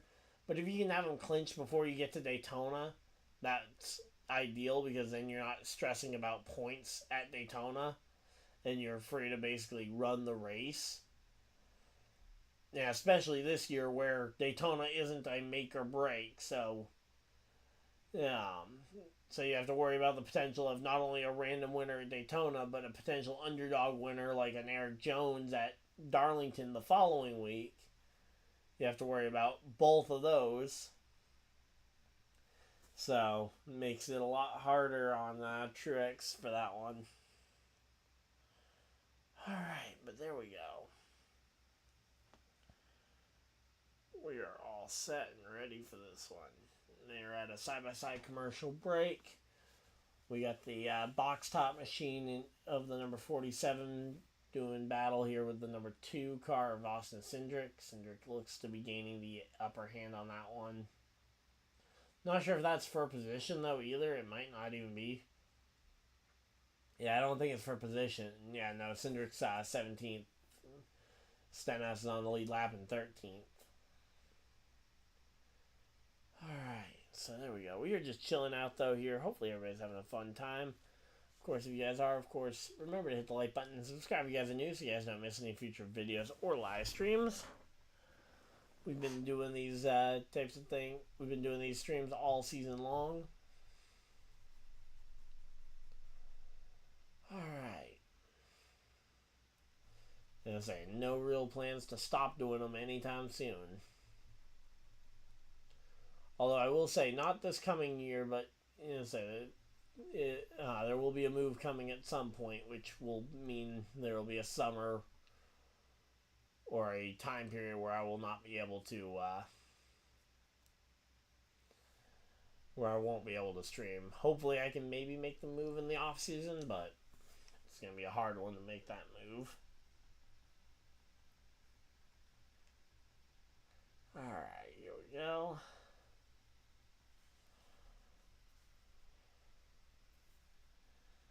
And again, right now, Christopher Bell just out in front of the field, and they're talking. Oh, here we go. They're going to talk with MTJ. I want to read the subtitles here.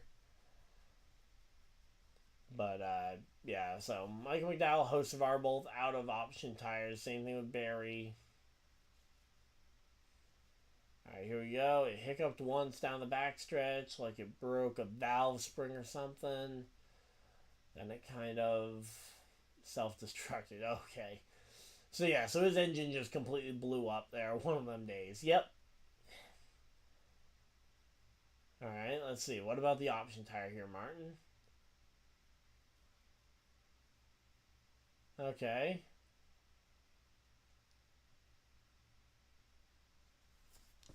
Well, I mean, hey, he's... As I say, MTJ didn't feel like the option tires made a big difference. I think if you watch the race from a couple different perspectives, I'd say depending on who you are, they made a very big difference. Alright, so here we go. Coming down, nearing the end of the race here. Closing in on 100 laps to go. Still, it feels like we should be closer to the end than this as well, with just how fast the day has been going. But potentially starting to stall out here. Alright, position gain since the start of the race. Michael McDowell and Stenhouse up nearly 20 spots from where they started the race some 270 laps ago. Meanwhile, Ross Chastain's only up 14 spots as the next highest driver up in positions there. So, again, both of those drivers making very good use of them, and in particular, Stenhouse having that extra set of not sticker tires, but the extra set of option tires could be really good for him. Alright, here we go. Again, right now, Suarez, he and Stenhouse are going to be trying to hopefully save that extra set of option tires to put on late in the race and make a big run for it. Again, I think this strategy is ultimately going to bite Mike McDowell. I think the fact that he's run out of option tires sooner than everybody else could come back to bite him. We'll have to wait and see, obviously, how the prime tires play out for him when he is the only one on them. And yeah, easily this is Bell's best season of his career so far in terms of laps led. He's led over 500 laps this season, a career high for him in a relatively short NASCAR career so far. Alright, there we go. Let's see.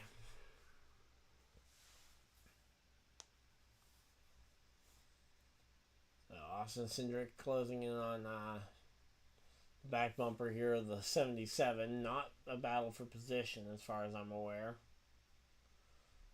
And I say, unless Cindric somehow got a full lap back since the last time I said that.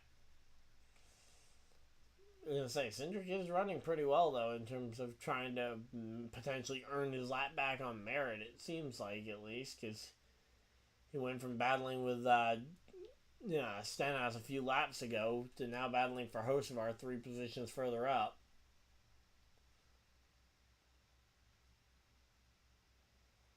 Alright, there we go.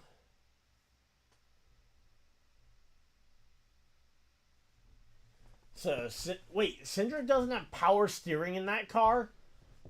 Oh my, that's got to be a pretty big workout there for the driver of the number 2 car. And that is some grit. To be able to actually drive one of these cars that's meant to have power steering, and it doesn't, I mean, that is going to be a nightmare to try and have that thing running. Alright, there we go. Alright, let's see. What do we got?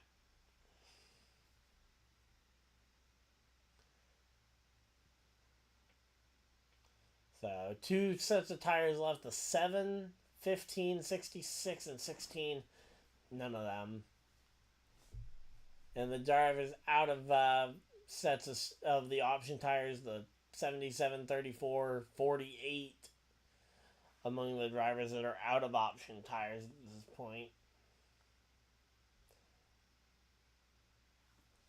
I am curious to see how this one plays out, because again, until we've seen a full race, until we've seen the full race of this situation, it'll be hard to really judge what the right strategy was. Obviously, was giving a ton of praise early on to Michael McDowell, and I still believe he is very much deserving of that praise. But the fact that it may come back to bite him, the fact that he used up that set of option tires early,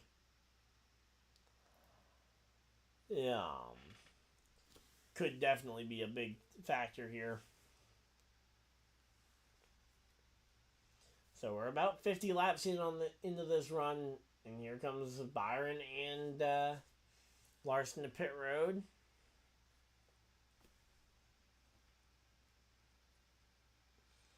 But yeah, the option tires have definitely added another element to this race. Now, whether it was a needed element or not, I think it probably was.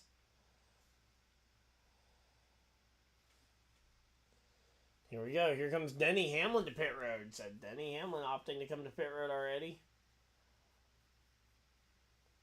Now, I guess the question is, how long are you willing to stay out on those option tires at this point while everybody else is going to be coming and getting sticker primes? Yep, here we go. Reddick, Logano, Bubba Wallace, Michael McDowell, Chastain, Barry, Hocevar, Ricky Stenhouse, Josh Berry, all on pit road here. And then here comes Christopher Bell down pit road as well. So everybody's coming down for the prime tires here. Or at least I would imagine everybody's getting prime tires. We'll have to wait and see exactly who gets what on the start. Obviously, some of these drivers like Michael McDowell had no options had no options left, so he had to go with primes. And here we go. Let's see.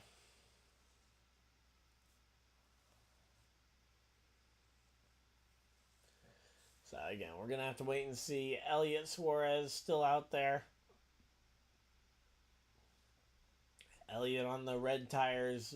Suarez still working the prime tires. Again, curious to see what might happen with that final set of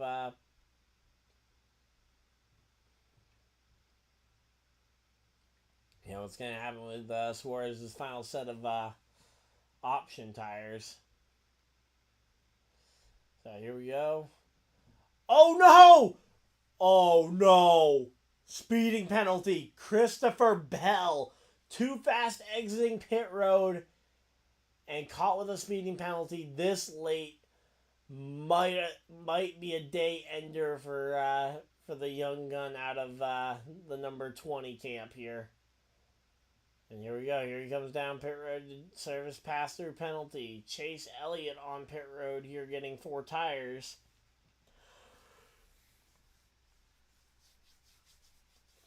Now, for Suarez's benefit, that actually helps because that was Bell was the driver that was going to be potentially breathing down Suarez's neck, forcing Suarez to maybe pit sooner. Now Suarez has a little bit more breathing room as to when he comes to pit road here. But man, that is a dagger there. And everybody pretty much going back to the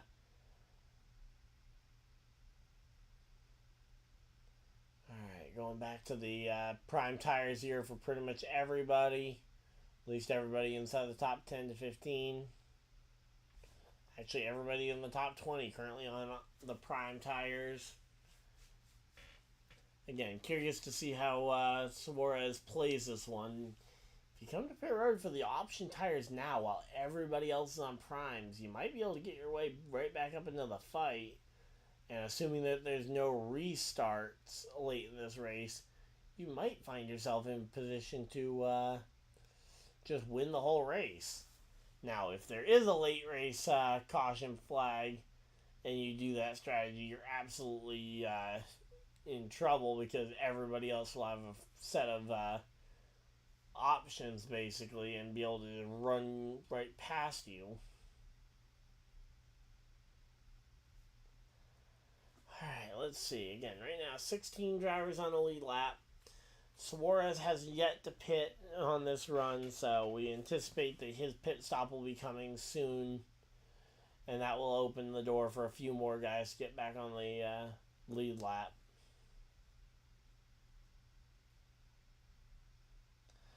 Alright, so yeah, right now they're just working their way through this one, going to commercial break, and we are going to be under 100 laps to go when we get back from that commercial break. Alright, so just chilling here.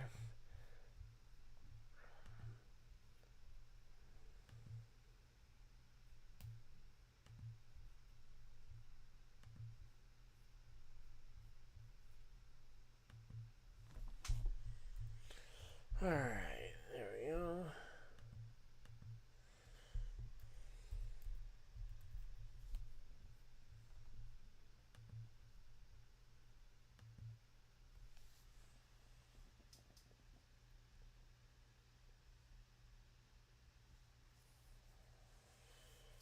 Alright, let's see.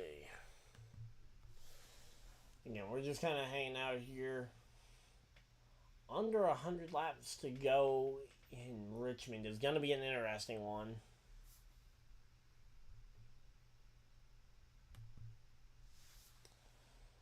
And coming back from the commercial break, and Suarez is still on the racetrack. 17 drivers on the lead lap here. Elliott being the latest of them to get their lap back here. And here comes Todd Gilliland looking to try and get his lap back as well here.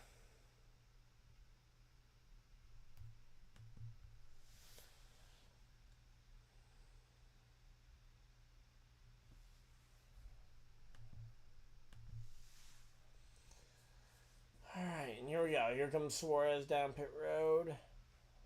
So Ryan Preece just coming off of pit road. And Ty Gibbs going to follow Suarez down pit road. Curious to see where these guys end up coming out. And are we going to see option tires or primes? It's going to be primes. Prime tires for Suarez.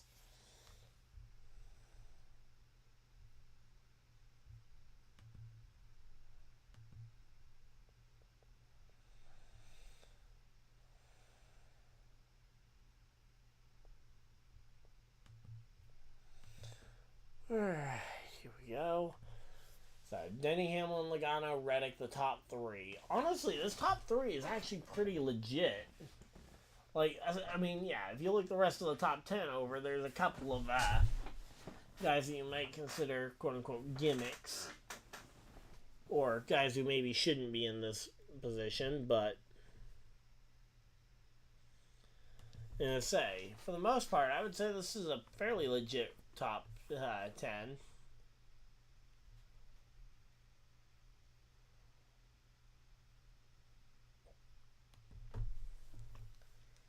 Alright, here we go. Let's see. Michael McDowell, 11 seconds behind the race lead, but he's in 8th place, which is not bad. Again, just hanging on there.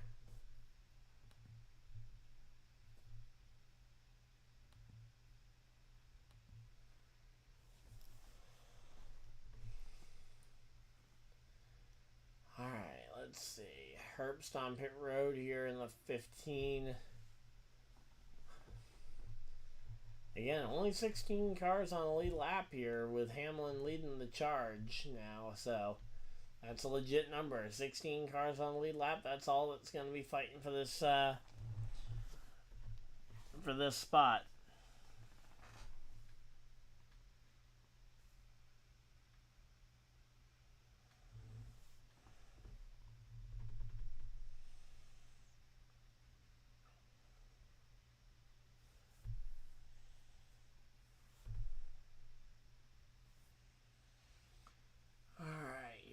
So you're just under 100 laps to go. So I'm actually gonna go ahead and text the lap down guys, see if any of them want to pop in here for say 50 laps or so.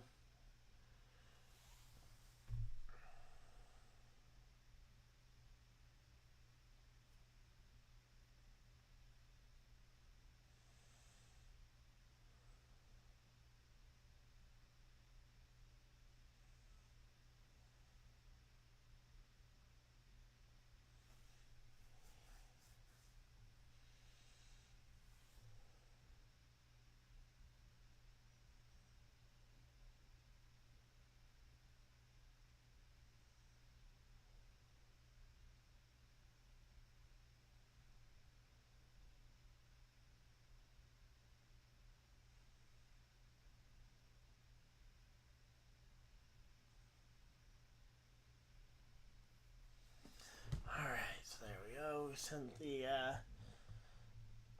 text, and now we're gonna go ahead and just pop in the Discord. I'm gonna go ahead and put myself on push to talk for now, and we'll see if anyone actually pops in there. I don't necessarily know. The last couple of times I've done this, no one's actually popped in, so we'll have to wait and see. But we're just going to hang out and chat and figure if we can get someone to pop in, it'll help make these next 50 to 60 laps go a little bit faster while we wait for the final round of stops. Because right now, everybody's kind of falling into this whole lockstep thing where they just everybody's kind of holding serve. Nobody really is looking to light the world on fire, for example. Realistically, all these drivers just want to go about 60 laps. The ones that have the option tires want to put the option tires on and blaze it to the checkered flag in record time.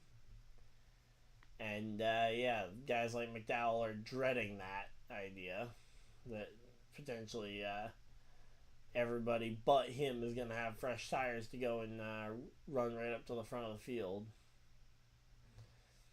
Now, obviously, while they're spread out like this, those tires won't be as deadly as they would be otherwise.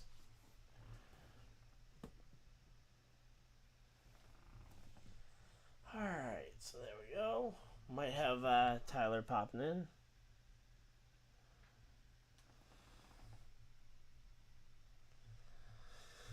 Alright, so here we go.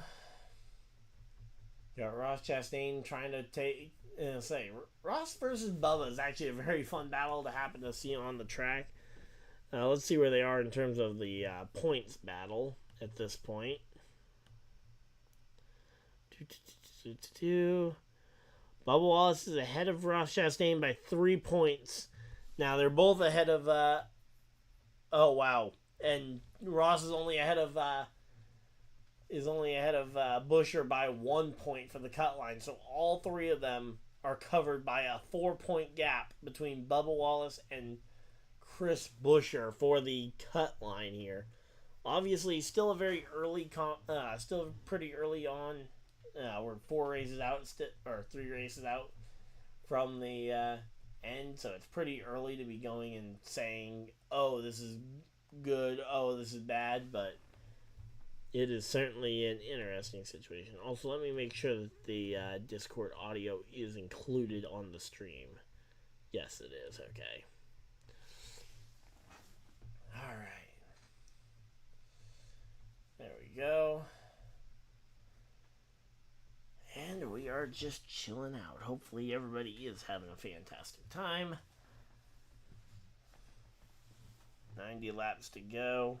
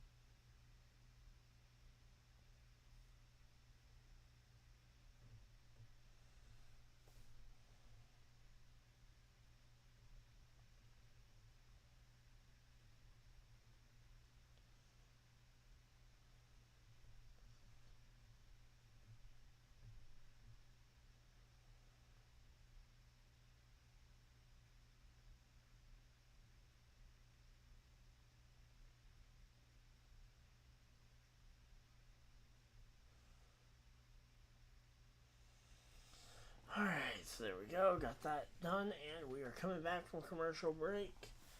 And again, we're in a voice call, just waiting to see if anyone's going to actually pop back in from the Lapdown podcast group to kind of chat about the race. If not, oh well, but figured I'd at least give them the option. Alright, so here we go. We got, no, Austin Dillon trying to make a move for second? I mean, hey, that's not bad. Austin Dillon trying to make his name known here. Obviously, everybody knows him, but I can't remember really the last time he was really talked about as for something positive other than like that Daytona win that he, for the most part, lucked into by way of that big wreck in the rain. I mean, obviously, he can't really control the situations that fall his way or not, but the fact that he's gotten his way all the way up into a position to maybe be a contender here. I mean, they're not even that far off the lead. I mean, they're battling only 0.8 of a second behind Denny Hamlin for the race lead. If Austin Dillon could go out here and win at Richmond, one, I think that would make a big statement, and two, it would absolutely be a nuclear bomb on the playoffs. Because now that conversation about the three guys under the blanket between Bubba Chastain and Buescher, where they were all separated by 4 points, now those 4 points would be the battle for the one and only possible playoff spot for them. And that's assuming that we don't get a surprise winner at Daytona in a couple weeks. Now, again, Austin Dillon is by no means a lock to win this race. He still has to pass two championship caliber drivers, although Denny has never won a NASCAR championship. But I would still count him as a championship caliber driver. So, I mean, but that was just kind of an initial thought process there.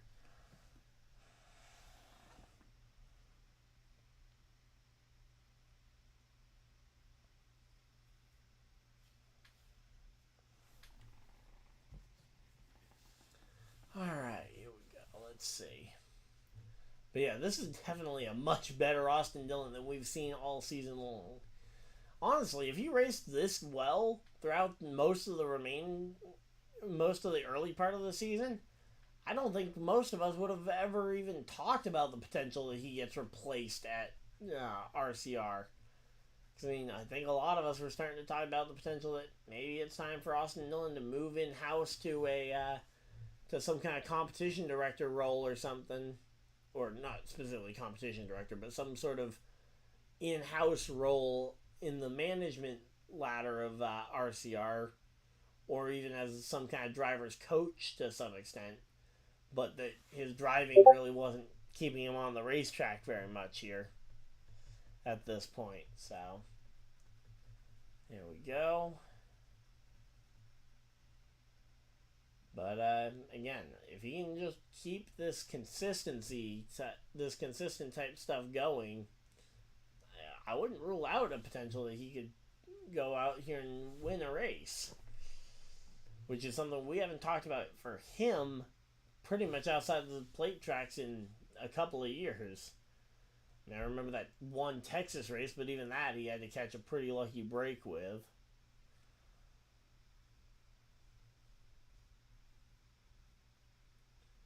Alright, let's see.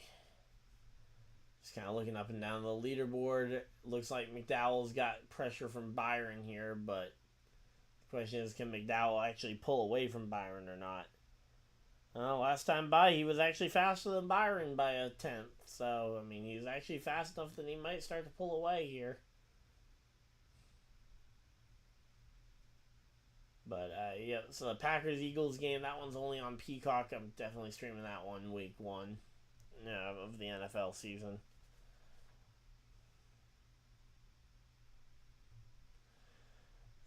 But yeah, there we go. And once again, Austin Dillon making a hard-charging attempt to try and get by Logano here. And it's looking like it might be successful. Give it another lap or two, and I think Austin Dillon absolutely will Are you kidding me? Is that a real statistic? Austin Dillon hasn't had a top 5 finish since April of last year. 50 races without a top 5 for Austin Dillon. And all of a sudden he's looking like a race-winning contender potentially. I mean, good on him for finally getting there. I'm curious if this surge of speed is potentially a sign that the team has moved on from Kyle Busch. Nothing's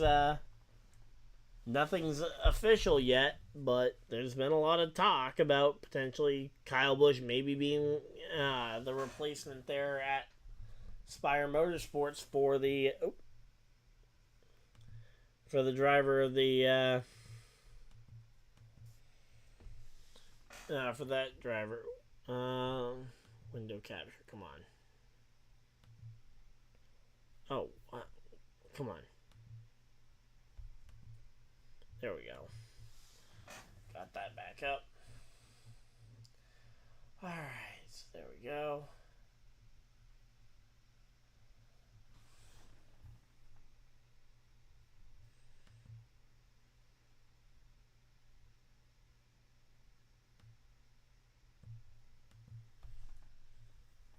Uh-oh. Alright, let's go ahead and trim that back just a little bit. There we go. I go ahead and make this just a touch wider as well.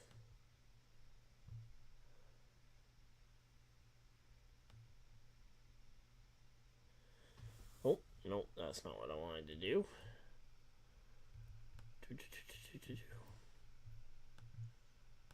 Alright.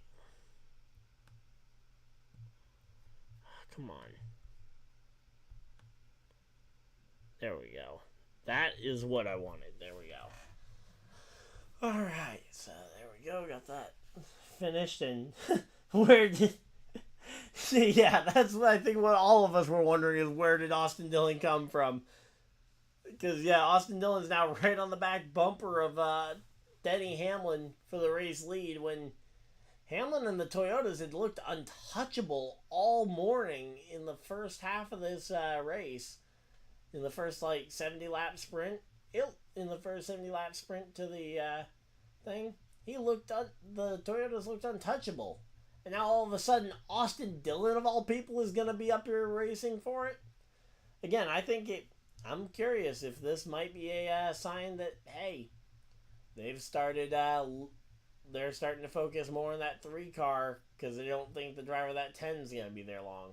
Larson, Logano, McDowell all on pit road here. Larson hits his pit box. Michael McDowell has not gotten to his pit box yet. Logano already done his stop at a 9.6 second pit stop. That's a very fast stop there. Obviously, we know McDowell's only got prime tires left. Larson opts to go prime tires again. Byron, Chastain. Here comes Hamlin to pit road, handing the lead to Austin Dillon. Now we saw Daniel Suarez be able to undercut Bell by getting to pit road a couple laps earlier. The last time that we had pit stops, that we had green flag stops. So, yep, here we go. Austin Dillon following Hamlin down the very next lap available.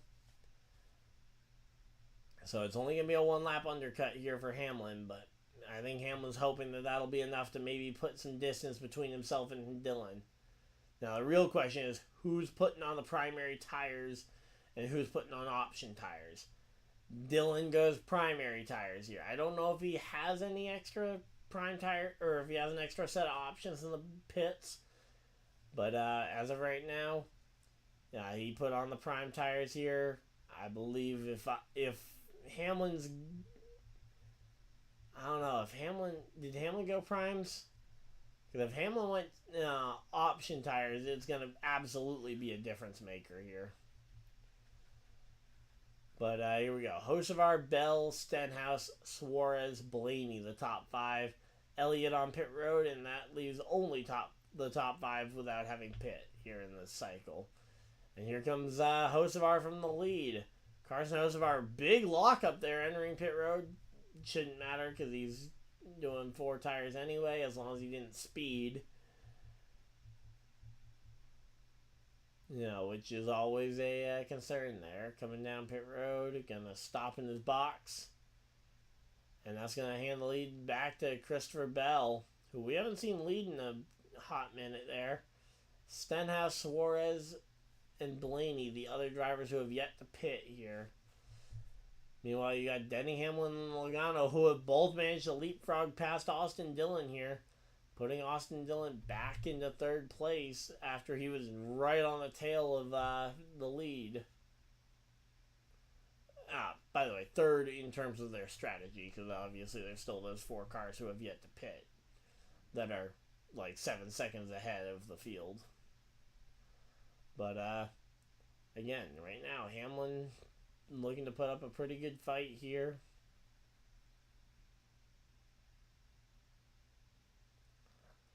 Alright, let's see. Again, right now, as long as Hamlin can avoid being in lap traffic, he should be safe. And again, I want to see NASCAR. Can we get the little graphic up on the screen that shows what tires everybody's on, or do you just not know what everybody's on yet? But yeah, I would assume that with all the footage and stuff of pit stops, that they would know what everybody's on pretty much immediately for tires. Alright, Austin Cindric coming to pit road here. He was one of these guys in this lead pack. He comes to pit road. That's going to put him even further down. Yeah, and he does not have I don't think he has a set of option tires available, so he's going to be in a little bit of a hole to try and earn it back. Here comes Stenhouse down pit road.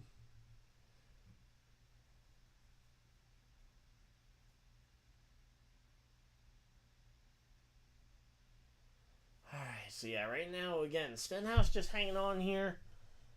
I'm kind of surprised that nobody, none of the lap down guys have popped in here. We've been in here for about 40 laps. As I said, I'd be in here for about 50 or so, so we'll have to wait and see. But these are the final pit stops of the night, and as of right now, you've got just Bell and Suarez, the last 2 drivers out there, and everybody's on prime tires, so McDowell might not be as out to lunch as we originally had thought he might be.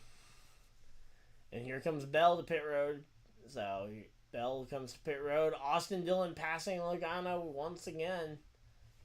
Austin Dillon going to try and make this work. If he can get to the back bumper of Hamlin, I can't imagine how crazy Hamlin will go trying to block him.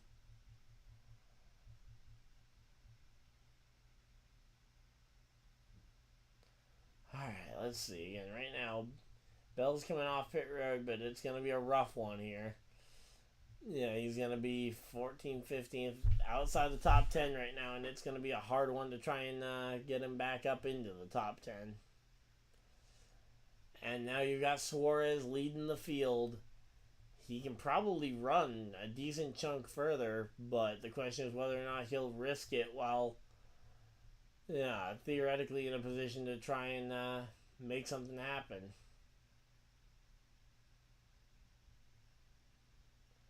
Alright, here we go. Suarez leads as they get ready to go to commercial break here, and I would imagine Suarez will be on pit road soon enough. It is a side-by-side commercial break, so we're going to get to see the pit stop win, and if it happens. Alright, so there we go.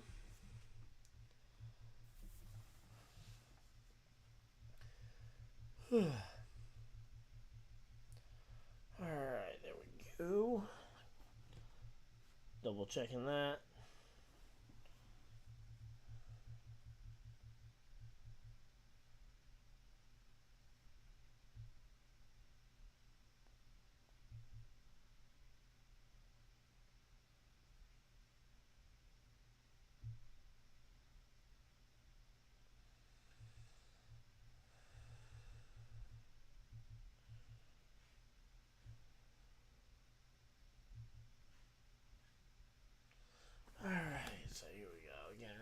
just chilling here.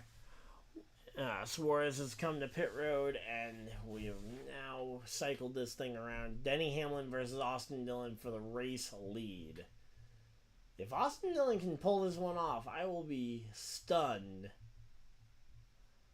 But at this point, I don't foresee any more pit stops coming, if at all avoidable here. So I think it's just going to be a duel to the finish here. Originally, when I saw the upset, when I was thinking upset, I was thinking Michael McDowell there with the run he was having. But now, Austin Dillon has a legit shot to upset Denny Hamlin for this lead. Now, obviously, I think there's a contributing factor here. I think the thing is whether or not, well, actually a couple of things, because now you got the 20 car who can go there and get in the way and potentially get the 3 off of the 20's case, or off the 11's case, actually. But here we go. Coming back from commercial break, and we should be doing pretty good here. Under 50 laps to go, 49 laps to go, and there's the 20 of Bell going by Hamlin, and that's not going to allow... Bell didn't play that blocking game for long. Thought maybe Bell might go and throw 1 or 2 crazy blocks to try and back the 3-way up. Yeah, and then work out a deal to pass Hamlin for backing the 3 up. Oh yes, American Ninja Warrior returns tomorrow. Let's go. Had been struggling without any of that. Like, no Ninja Warrior, no NASCAR for 2 weeks. Basically just had Pokemon to play. Which, granted, Pokemon is always a fun game to play. I take part in a tournament virtually every Saturday night. So, it's been fun. Been uploading those tournaments, by the way, to a second channel, which I guess I'll go ahead and plug now.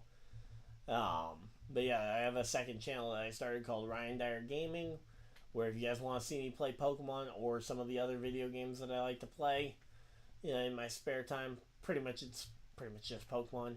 That channel will probably just be a Pokemon channel, but again, I left it as a gaming channel just in case I decided to play something else over there. But yeah. Link will probably end up in the description of this of the streams. After some amount of time, I just didn't have the forethought to go and do it today. All right, so there we go. And now Denny Hamlin trying to work through traffic. Austin Dillon is right there. And here we go. Ryan Blaney coming down pit road. And again, this battle for the playoff bubble right now. Buescher, Chastain, and Bubba Wallace. A 4-point gap covering all of them. And 4 points being the difference between them. And they are potentially fighting over only 1 playoff spot if Austin Dillon is able to get this win. Again, by no means a lock, but Austin Dillon looking very good. And in fact, back in 2018, I think I remember Austin Dillon having a pretty good run in the fall race at this track. So, I mean, I guess it's not a completely out of nowhere move, but certainly it's been a while since we've seen this version of Austin Dillon be able to just come up here and look like a top 5 car. So, here we go.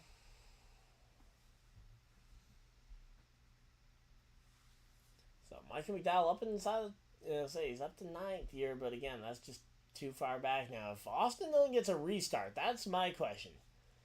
How will Austin Dillon handle a restart if we were to actually get a caution flag to shake up this race? Because a caution flag could be very different here. Because if we get a caution flag that shakes this whole thing up, would definitely be interesting. And here we go. Riley Herbst. Does Riley Herbst potentially go and make a block to try and help his future team owner potentially? Obviously, again, we don't know that there's any deal happening there, but that's been the hot rumor that the 15 there, Riley Herbst, is potentially going. Oh, and we got Suarez coming to pit road. Suarez doing another pit stop. Justin Haley coming to pit road. Is there a strategy here? I thought that they were pretty much done with it. I mean, maybe... Oh! Option tires. They are putting on the option tires and gonna try and fly through the field. I don't know how that'll work compared to the drivers who aren't gonna pit at all, but... Hey, you know what? That is a strategy for sure. But, yeah, right now, it seems like the 11's basically going to have to hope on the, hope that the lap traffic gives, Dillon just as much trouble as it gave him to get by. Potentially more so. And right now it's, Stenhouse's turn to be the, blocking car for Denny Hamlin. So there we go. That puts us... Alright, so Suarez is going to come out in 15th place here, and he's going to be trying to charge through the field. And Dillon is right there. Again, if Dillon wins this, that would shake everything up. That would make it a 3-point battle between Chastain and Bubba for the cut line. And that would put Buescher even further back than he already is after a rough day. Alright, let's see. Again, right now, the big question is where is Suarez going to be and where is he and how fast is he going to get there? Because Suarez is the only driver on the Suarez and Blaney as the only two drivers on the red tires. They could potentially make a run here. It's going to take a really long time, but they got 35 laps to try and get it done, which is about as long as those tires actually stay good. So here we go. We might be on the verge of seeing an Austin Dillon race win here. Oh, but here comes Ty Gibbs, teammate to the 11. Ty Gibbs gonna try and maybe get in the way, or he's just trying to pass both of them. I'm sure that would be preferred for him, but I think the 11 wants the 54 to try and hold up that 3 car just a bit. And as of right now, that 54, I don't know what his plan is, but there we go, to the bottom of the racetrack. The 54 just goes and passes the 11. No real block made on the 3, and here we go, 3 to the bottom of the racetrack. Can Austin Dillon take this win out of the hands of Hamlin? Hamlin in such a safe position. Oh, to the back bumper. There's contact. The first bit of contact between the back bumper of Hamlin's car and the front bumper of Dillon's. So there's the I'm here bump. Now we're just waiting to see when he's going to give that second bump. And the question is, what is what's Austin Dillon's second line of it when and if he goes and bumps him? Like, okay, is he going to be like, hey, you get 3 bumps? Or is he going to be like, oh, I gave you 1 bump earlier and you knew I was here the whole time? Alright, but yeah, it's definitely an interesting battle for positions here. But here comes the 99 on those option tires. The 11 tries to put the block on him. Yeah, but the option tires are just so fast, you're not going to be able to really make much happen there. And the 11 almost lost the lead there, trying to put the block on the 99, who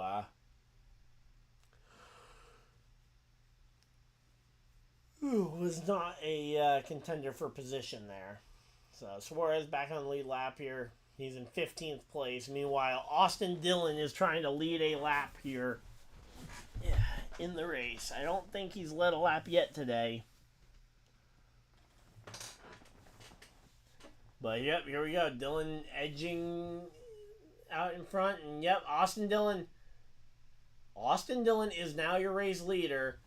Buescher and Chastain are tied, 3 points shy of the cut line here.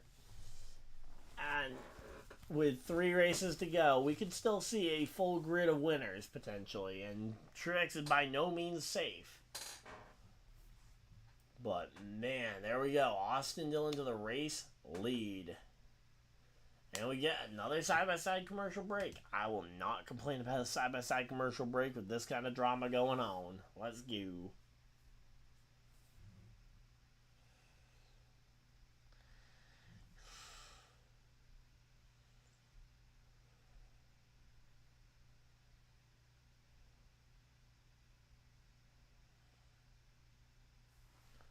Alright, let's see. So now we're going to wait and see what the 3 car can do with some clean air. Because he's been fighting to try to get by that 11 for a while. So now he's the one that can run out there and try and set the pace, the tempo. And it looks like he's already got a teammate potentially in position to try and do some blocking. Although, nope, there goes Kyle Busch right around the outside. I don't know. What is the 3 strategy? Because he seems off the pace as soon as he gets to the lead.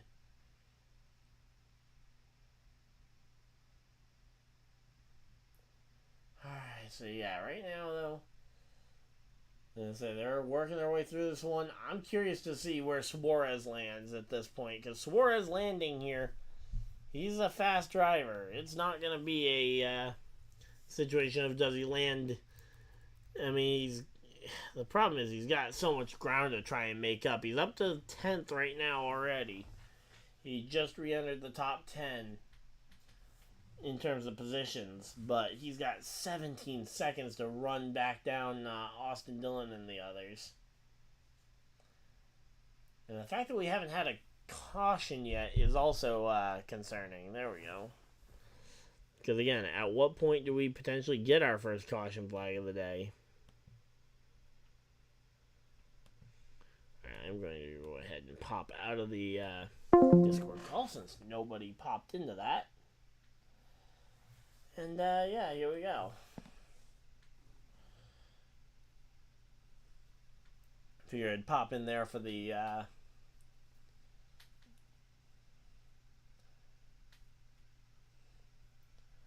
for that, but if no one else is going to pop in, no sense in doing that. And there we go.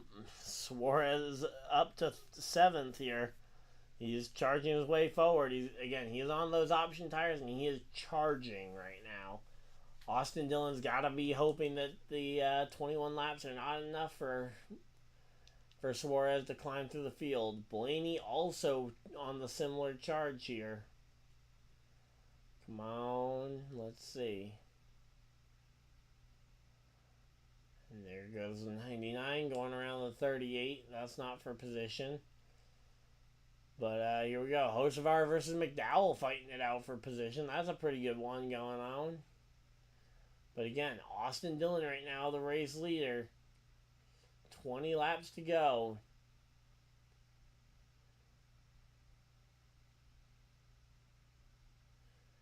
Alright, let's see again. Right now, I'm curious to see because as of right now, Suarez is charging through the field, but he does not have a lot of time to make something happen. He is going to have to play this one safe. He's up to 6th place here. He's 14 seconds back, though, and that's going to be, I think, his Achilles heel here, is that the distance away is just too far. Even though the actual position numbers say that, oh yeah, he's only got 4 cars left to pass, and he can then try and run down Chastain for the, or not Chastain, Dillon for the lead. Speaking of guys getting past, there goes Christopher Bell passing Michael McDowell for the top 10 spot.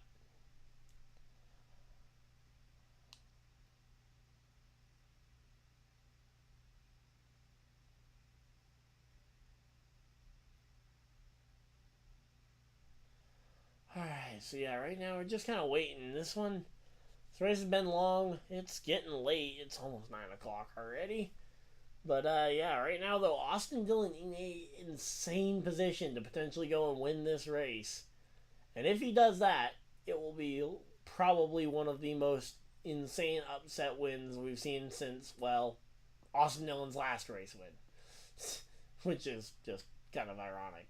Back in 2022 when he won the Daytona race after the rainstorm hit right at halfway, or not right at halfway, but taking out about half the field.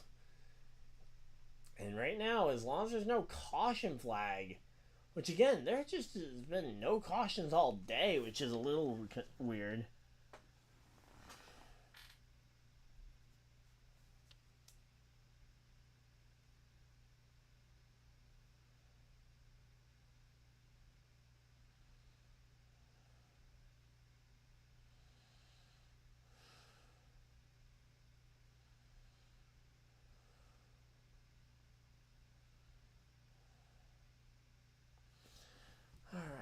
Go.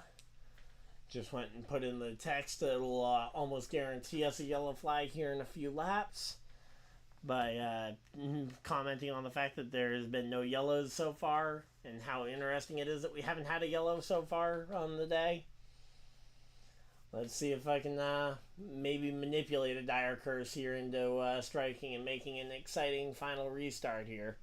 Regardless of which, this Austin Dillon is in an insane position here to try and gain some spots. Again, Suarez does not have enough time, I don't think. He is 10 seconds back. I just don't see it unless he's got lap cars that are specifically trying to help him out. But at this point, I don't think there's anybody out there just trying to help the 99. Although, granted, the drivers who have yet to win probably don't want would rather have Hamlin or anybody else win over Dillon here.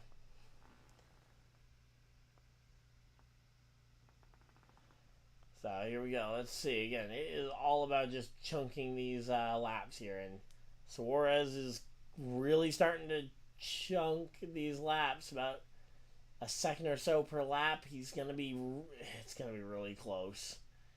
Come on, Suarez. I don't even hate Dillon, but I just think the points battle with with 4 available spots is gonna be more exciting. Not to mention, I want to see MTJ get locked into the battle for the playoffs sooner rather than later. I think the sooner we can punch MTJ's ticket to the playoffs for his farewell season, I think the better. And here we go. Let's see. Again, right now, Austin Dillon is just flying around here. And again, only about a half second that last time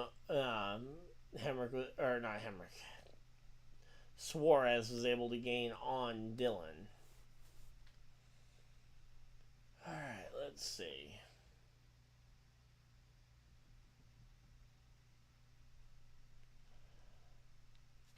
Alright, let's see. Again, right now, Dillon being stuck in traffic is going to be the big thing. Because if the traffic in front of him starts getting double file like it is, it's going to make it harder and harder for Dillon to find speed. But it's also going to provide more and more time for Suarez to try and run him down. Another half second there, but again, half seconds aren't going to be enough. You need to be gaining a full second per lap to have a shot at this one. Or you need to gain multiple seconds on a lap or two. And I don't think Suarez is going to get there.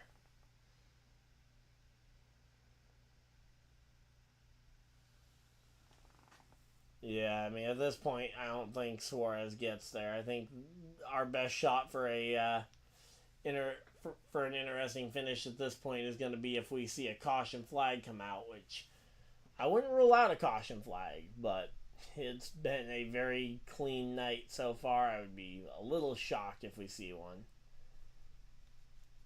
As I say, the fall race has had a tendency to run caution free, or at least incident free. I guess technically not caution free because we had the 2 cautions for the stage ends, but we had no cautions for contact all night long.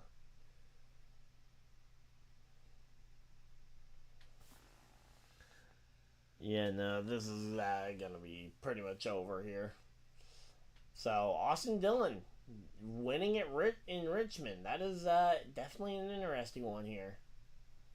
I can't believe it. Austin Dillon is gonna be bringing the 3 car to victory lane at Richmond here, and that is going to upset the playoffs here. And yeah, that is certainly a big surprise here. Let's see. 3 laps to go. You got 2 opportunities for a caution flag. This lap or next. Caution flag flies! The dire curse strikes.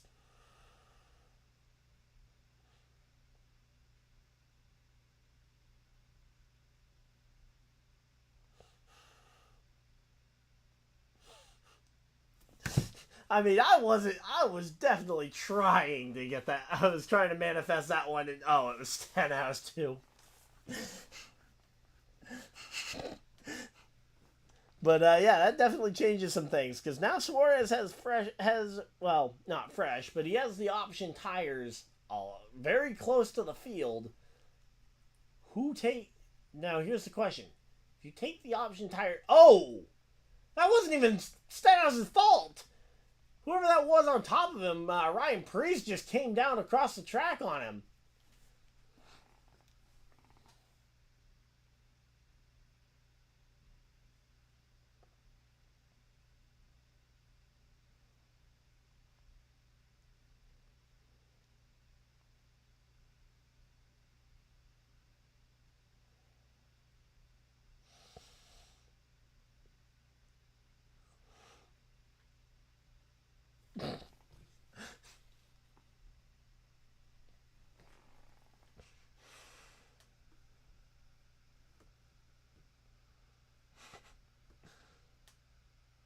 But yeah, I'm curious to know what Austin Dillon. Well, I know what he's probably saying in the car. So who? All right. Here's the question: with how valuable these option tires are, everybody coming for them? Is track position versus alternate tires? That's going to be an interesting one.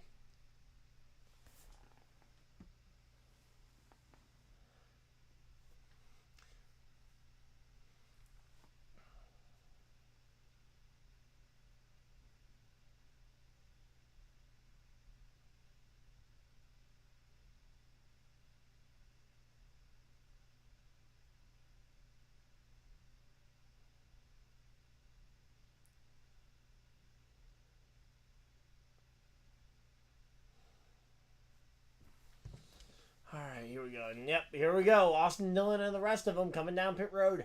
You have to nail this pit stop, and there are almost certainly, there are red alternate tires going on. Yep, red alternates on Logano too. 9.6 second pit stop for Dillon. That is a very good pit stop. He gets himself out ahead of McDowell, but I don't know if he is gonna beat the. Yep, Austin Dillon is gonna win the race off pit road. Logano jumps Hamlin for second. Hamlin down to third. Reddick fourth. Bubba Wallace in the 5th position. Suarez came down for fresh tires because his alternates were burned up, but and I say without the alternates, you're going to be in a tough spot here.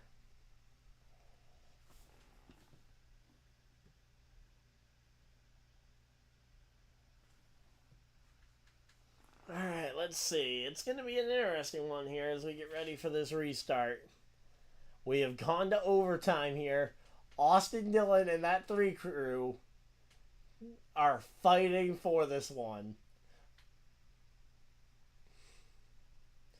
And yeah. Let's see. I mean, it's still a very good race.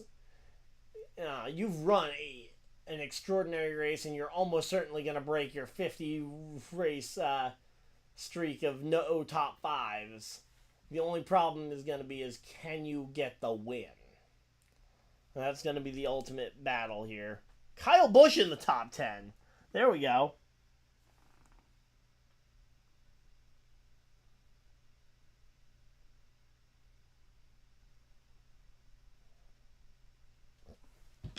But yeah, I love this strategy racing. Honestly, the alternate tires have played so well here under the lights at Richmond. Honestly, if the schedule isn't finalized yet, there should definitely be 2 Richmond races next year. And granted, I'm a very biased Richmond fan. I have been very outwardly spoken about how much I absolutely adore this racetrack, but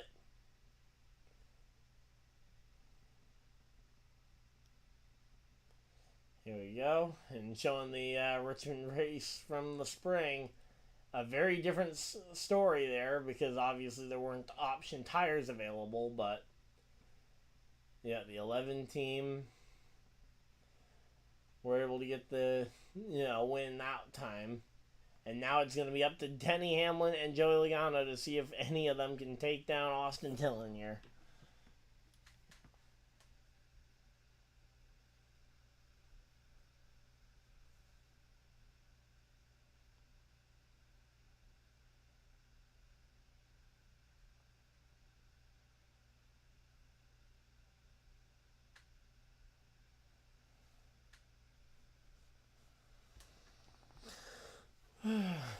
There we go. So let's see. Where is Kyle Busch actually scored? Because it was looking like he was scored inside the top 10 there for a moment. But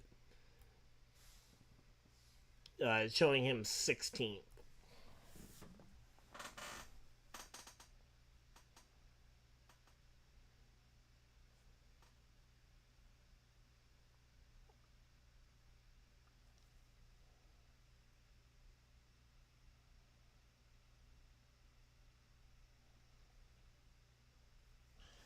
Alright, here we go. Let's see. Bubba Wallace, Buescher, Chastain. That battle for the cut line, and especially, again, with Austin Dillon being involved in this cut line battle, it's going to be interesting. Are there 2 spots available? Are there 1? Is there 0 spots available for those 2 drivers to try, or for those 3 drivers to try and point their way in? So, first caution for contact all night long. Logano takes the outside of row number 1 here, and they're both on option tires. This is going to be interesting. Suarez on the outside line. I don't mean any real disrespect here when I say this, Suarez, but I hope the reason you chose that outside line is because you can run the super high side and get out of the way, because everybody else around you is on the red tires, and they're going to be absolutely lighting this one up to try and get this one done. Like, this might be the one situation where the alternate tires really don't play well here. Alright, here we go. Control car is the 3 on the bottom. Pace car dives for cover here. And we are going to be going green with 2 laps to go here. Green, green, green. Green flag's out. We are racing once again here in Richmond. And it is going to be a fight for the finish. The 22 of Logano. The 3 of Dillon. 2 laps to go. Both on fresh alternate tires. Logano to the race lead. And here we go. Austin Dillon. 1 lap left to try and confirm a race win and a locked-in playoff spot for Austin Dillon. Joey Logano fighting hard, though. These alternate tires have played a factor all night long. Everybody pretty much in the top 10 is on them. And here we go. Yep, all 10 are on the tires. But here we go. Into 3 and 4. The final time. Austin Dillon tries it. He goes for the wreck. And oh! No. It's going to be... It's Austin Dillon. There's no way they can let Austin Dillon stand. There's no way they let that stand. Denny Hamlin gets wrecked by Austin Dillon coming to the checkered flag too. Are you kidding me? I'm curious to see if they let that stand, because Dillon not only moved the 22, which, fair enough. I gotta see that one again. I think he may have also just completely dumped the 11 trying to get to the line as well. But, man, Austin Dillon just got that one, and let's see if there's going to be retaliation here and or a fight. we ain't going anywhere anytime soon. But yeah, that just happened. And let's see. 22 is coming into the pit line. Oh, he's where's 22 going? Because he's not gonna have room to get onto pit road like that. All right, there we go. The guy that's 32nd in points, winning and locking himself in. Again, assuming that NASCAR doesn't do something about that, because I'm of the opinion I don't mind the first bump and run, the one on Logano, it was on the dirty side, but that one I could justify. The second wreck onto Denny Hamlin, I just cannot find a justifiable reason for that one. Alright, so there we go. Austin Dillon's crew, and again, I have a lot of respect for this 3 crew, and I feel bad for how bad their seasons have been, but that is not the way. That is not the way to do to get that win. Although, again, he definitely had that one until the late caution, but the caution wasn't either of those two guys' fault. And there we go. They're going to do the front stretch interview. I can't wait to see this. Again, we're going to stay live here for a little bit, just in case there's a fight afterwards, but yeah, I mean, there's no... Okay, so here we go. And the big thing is, actually, I could actually defend Austin Dillon on this one. I was originally very much thinking that this was an anti-Austin Dillon situation. Okay, here we go. So the first one, absolutely, he just ran right over Logano. And then, I mean, Hamlin was sliding up the track, and I can make an argument there. By no means should Austin Dillon be the winner of this race. I mean, the first wreck was borderline undefendable, and the second one is questionable. I don't know. I mean, if anyone else is in the chat, I'd love to hear your guys' opinion on this one. But, oh man. That is, oh man, I'm not a fan of the way that ended. And here we go. They're going to go ahead and talk with Logano. I can't wait to hear what Logano and Hamlin have to say here. Here we go. Talking with Logano here, not a happy man. He was watching the replay on the big screen. Let's see. Oh, yep, there we go. Logano, 4 car lengths back, not even close. He wrecks the 11 as well. Yep, talking about the wrecking the 11. Again, the bump and run, maybe if it wasn't from so far back, again, I would be a little bit more justifiable with the dump that he did on Logano. But again, Logano is also one of those drivers that I don't know if he necessarily has too much of a leg to stand on here, although I still think that is way beyond the level that should be considered fair game in the NASCAR Cup Series by any stretch. That is no way to win a race. I mean, again, it's one of those things where you don't want to be hating on a guy who's there celebrating with his family, doing his job. But again, the fact that he had to junk 2 cars to get there.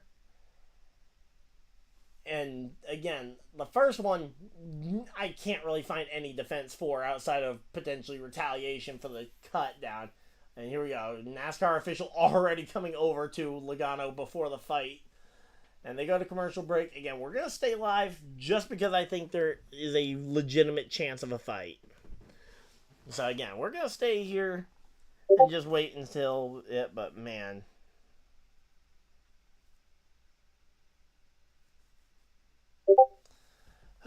But man, this is not going to be a fun one to talk about going forward. Yeah, especially it's one of those things where there's a massive asterisk here because I don't know how you defend. I mean, I tried my best to defend Austin Dillon here.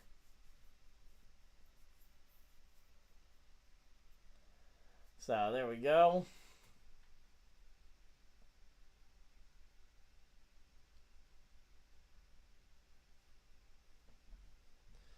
All right, let's see.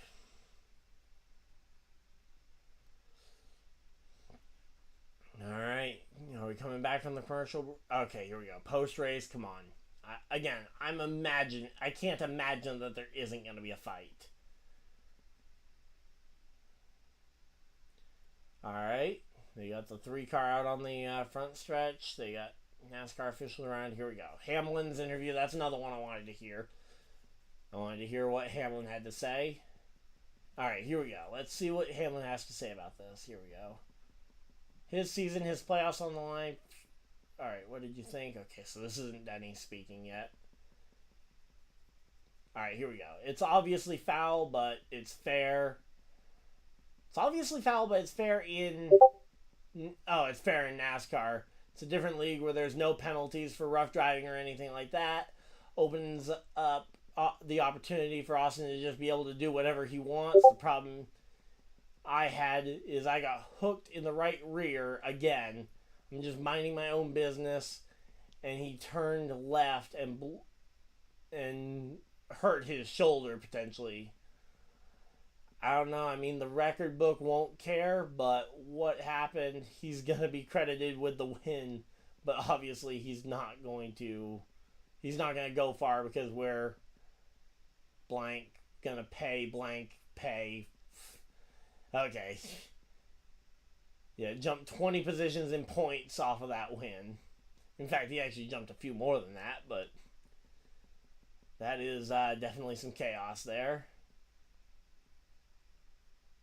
But yeah, and again, if it had been one driver, I could maybe justify it a little bit more.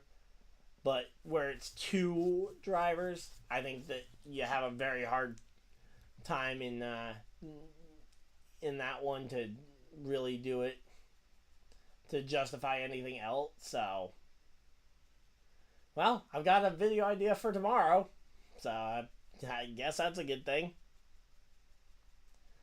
Alright, but let's see.